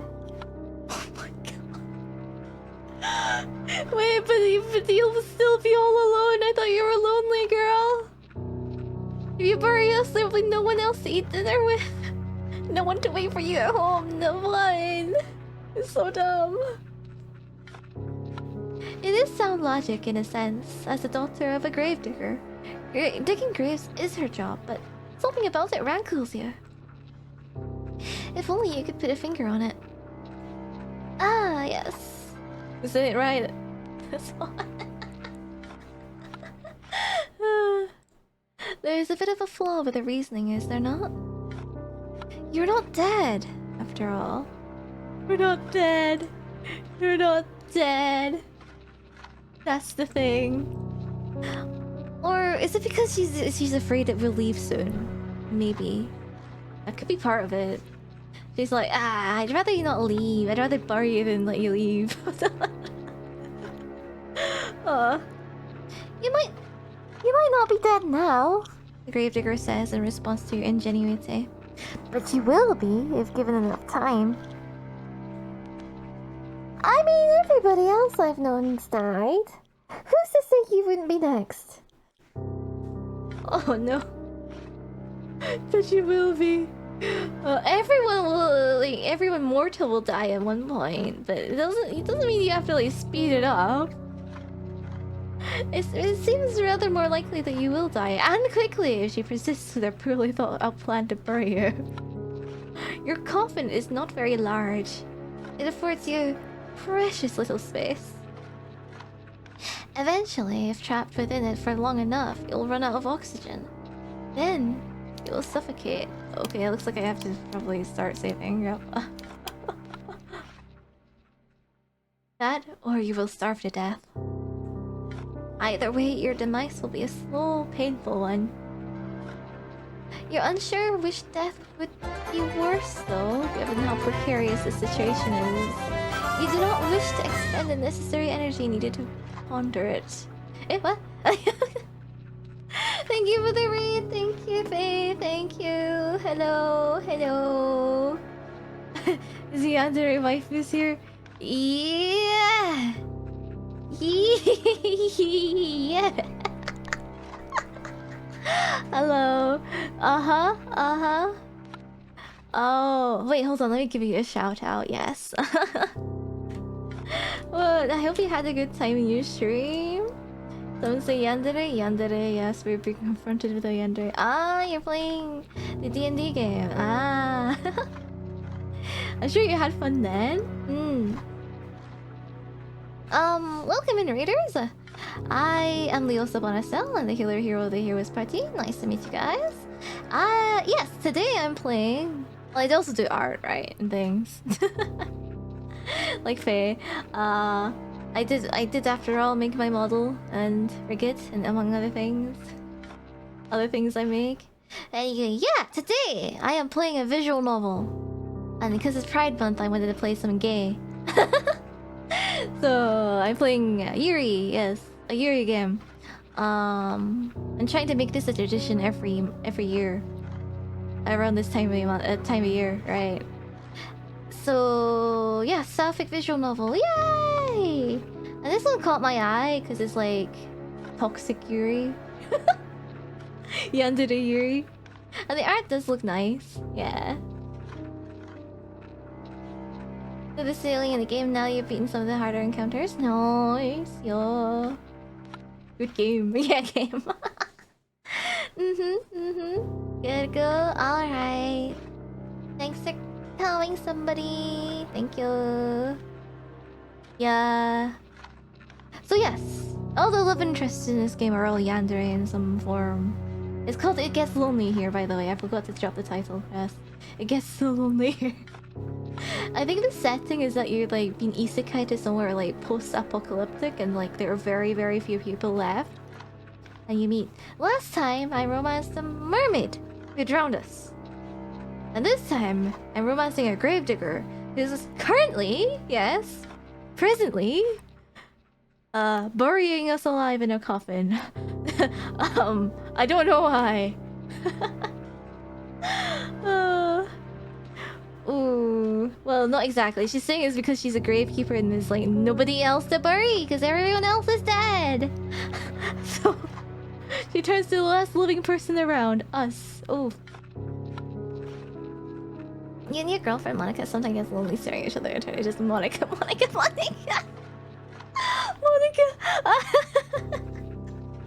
Just Monica. I see. Well, I mean, as long as you got you two, right? Just the two of you, right? You won't get lonely, right? At least. Well, for some reason, though, the girls in this game seem to prefer to kill you. Like in a matter of if no one else can have you.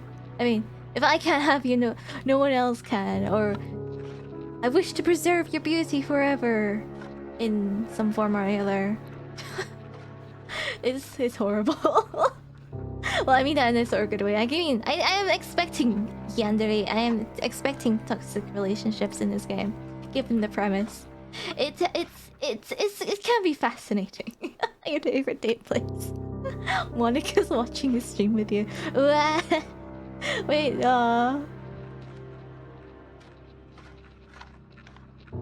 Hope she treats me well. Ooh. Where was I? Where was I? You were unsure which death would be worse, suffocation or starvation. Though given how precarious your situation is, you do not wish to expend the necessary energy needed to ponder it. You need to desperately save ourselves right now. You need to plead with the gravedigger and quickly while she is still here. You tell her, tearfully, that you would not leave her. Why would you? You try to sound as convincingly as your disordered nerves will allow, but the gravedigger remains unmoved. You say that, she says, but how can I know you're telling the truth? Oh. I thought you said you were a traveler. They never stay put in one place for long. You'd get sick of me before long. Then you'd leave me. By the way, like, I'm trying to sound muffled because she's like above us and we're stuck in a coffin and like there's a layer of dirt above us. I'm trying to sound muffled by speaking through my hands. I'm not sure if it's working. Can you guys hear me actually? Immersion.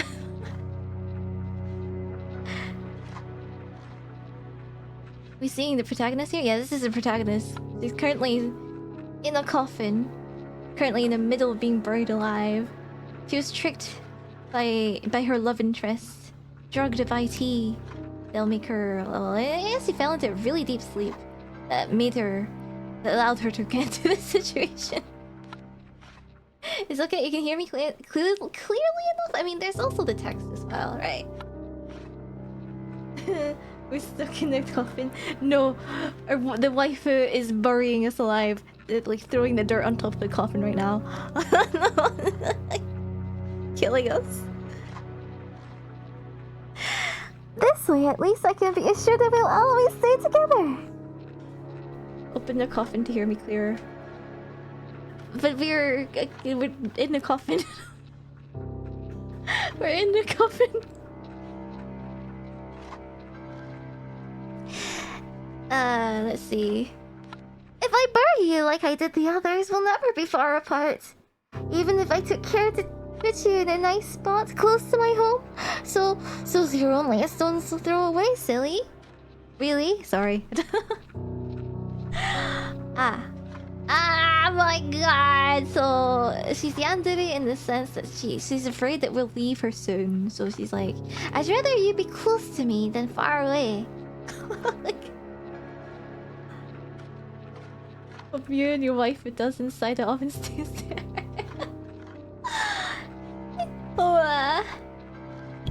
Isn't that nice? Privately, you think that the gravedigger has a different conception of the word nice to you. Consent, you know, we didn't consent to any of this. You did not say this, however. You cannot say much of anything because the panic has begun to set in. It's choking you, stopping up your throat so you can only cry. Would she stop if we actually asked her to stop? No? Oh, I suppose not. She's a yandere. You scream. You beg. And you plead. Okay, we're pleading. Alright, okay. But it does little good. To cry. We're crying. Oh, sorry, Faye. No swearing, but... Automod, yeah. But yeah, we're crying. Oof. The gravedigger has already buried her mother. Wasn't she 5 when her brother died? And her father wasn't the one to, like, do that? Eh? She has already buried her little brothers. She's even buried her father, whom she loved above all else. She thinks, by burying you, she's doing unto you an act of great kindness. You think that she is going to kill you. In a sense, you're both right. Your opinions are so diametrically opposed on this matter, however, that you will never be able to find any common ground. Thank you for the lyrics, Stanley. You might as well save your screaming. She will not listen to you. She is beyond listening.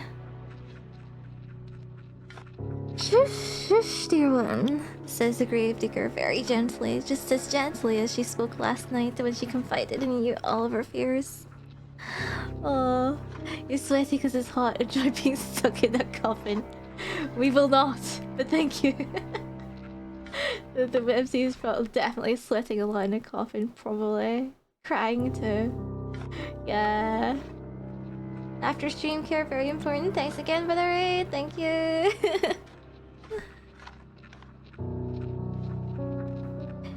It won't be so bad, really. Nothing will be able to hurt you down there. You'll be just like going to sleep for a really, really long time. You can rest, and while you rest, I'll tend to you. I'll plant flowers on your grave. You'd like that, wouldn't you? This way we can always be together.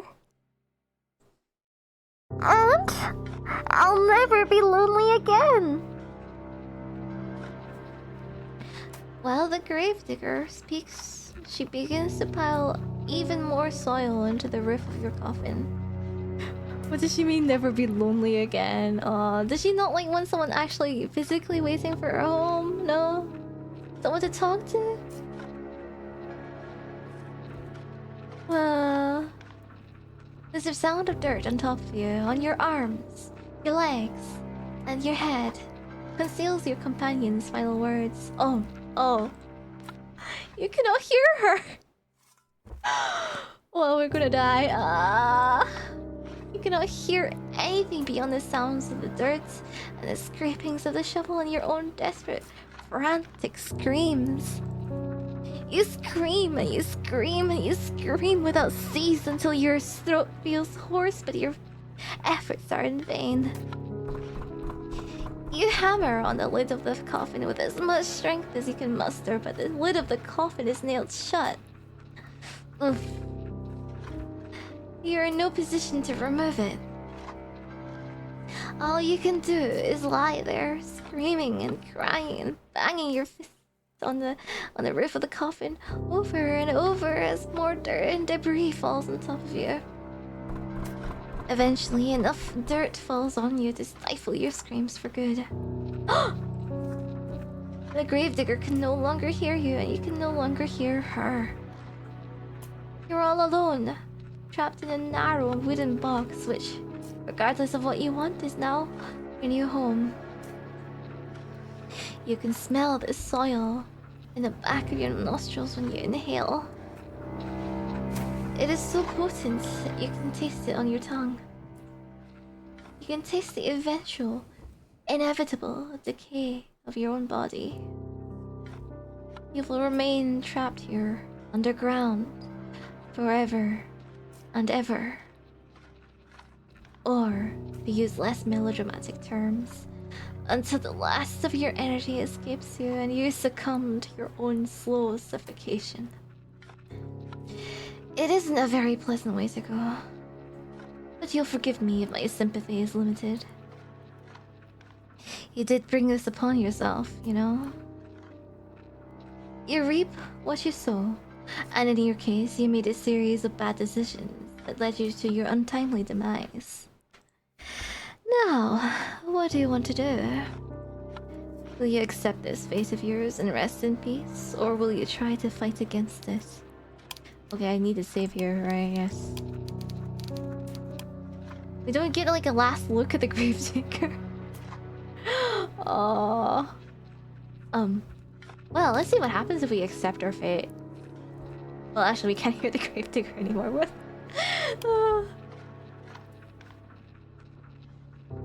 Well, very well then. Enjoy your eternal slumber. I suppose this is good night for now, but it is not goodbye. Time for a nap. A dirt nap. A nap in the dirt. You cannot escape from me even if you are buried deep beneath the earth. Where there is a will, there is a way. And even if the whole world has forsaken you, I never will. I will never leave you. You will never be lonely again. It gets so lonely here. Back to the title. Whoa. Alright, okay, so... I think fight against your fate. Are you not happy with the hand that fate has dealt you? But being buried alive, suffocating. At least, right, we kinda... At this moment, we're not really in pain, but just scared for our life. Unlike the last time where we were actively, like, drowning to death. Very well, I cannot blame you. It is quite aggravating. I would not wish it upon my worst enemy, and you're rather dearer to me than that. No, why don't we give this another go? Just try not to be buried alive this time. I can only endure so much of your screaming. Your fate is once again in your hands. Surprised the MC's not like gasping for air. She's probably about to, on the verge of like being suffocated, perhaps. Now I wonder, which path will you take? I'm gonna save here then, alright. And this is where, I guess, we go to the last choice. Which we'll get to on Thursday instead. Not today. Oh, I wonder who the last love interest will be. Who? Ah, so that was the second route, and it gets so lonely here. We roll, well... the Gravedigger route? Interesting girl. Don't really expect her to be yandere until the very last moment. I guess that's like kinda the theme for this, maybe? Cause like, yeah, she was a cheerful... cheerful, somewhat... She came off as somewhat extroverted, but I'm not really too sure. Could be, because like we were like the only people around. Friendly, helpful, selfless, and then suddenly like, burying us alive. Yeah, she seems somewhat normal, right? Yeah. I guess she was a little bit mentally unstable due to how long she was alone for. Whole village dying before she did. Of some mysterious illness, not being able to do anything but bury all their bodies alone. That would do a number on your mentality. I'd imagine, right? Aww. Her whole family died before then, and then suddenly a new girl pops up. Right? You cute girl happens upon you. You take her in, feed her, cool her. She cooks food for you like a nice waifu. They're like, oh, I don't want to lose her. Let's bury her along with all our other precious people. Oh, it feels a little silly, but perhaps silly is just what madness is what she's used to. Didn't expect that. It's like, yeah, none of the girls are well in this game. Not even the main protagonist. They all need to go to therapy. Poor thing. Now then, we're gonna end stream. Let's see. Oh, I see somebody playing a visual novel. Perhaps. Da, da, da, da. You go sleep? Go sleep, sleep, sleep, sleep. Go flight in the morning. Ah. Keep safe, alright? Keep safe. Thank you. Thanks for coming, guys. Thank you. I shall go to... Yeah, okay, I'll go read Hanamiya. Because Hanamiya is playing A Date with Death, which I believe is that one with the Grim Reaper love interest with white hair. I've seen some people play it a little bit. I may play it at one point, but... Bleh. It'll be a long time coming, I think. Let's see. Anyway, I'll put up the raid messages as well. Right? Use the first raid message if you got a sub, and use the second raid message if you don't have a sub. And that's that for me today. I am more sleepy than I thought I would be. Sleepier. Okay, hope you have a good time over at Hanamiya's stream. Thank you for the head pat. Yeah, I know today's stream is a little shorter. 3 hours. Well, I usually stream for 4 hours. Yes. I just only intended to play one route, right? One route, and then next time I'll play the other route. On Thursday. Yeah, the last route. I don't know if there's actually another thing after the whole after playing all 3, but we'll see. We'll see. And that'll be that. I will be gone for like 2 days. Hope you guys can entertain yourselves. Well, I'm sure you can. I have faith. I have faith. Now then, that's it for me. I'm gonna sleep. Oh. Hope you guys don't have nightmares of being buried alive in a coffin by cute pretty girls. I hope I won't either. Right. Good night. Bye bye.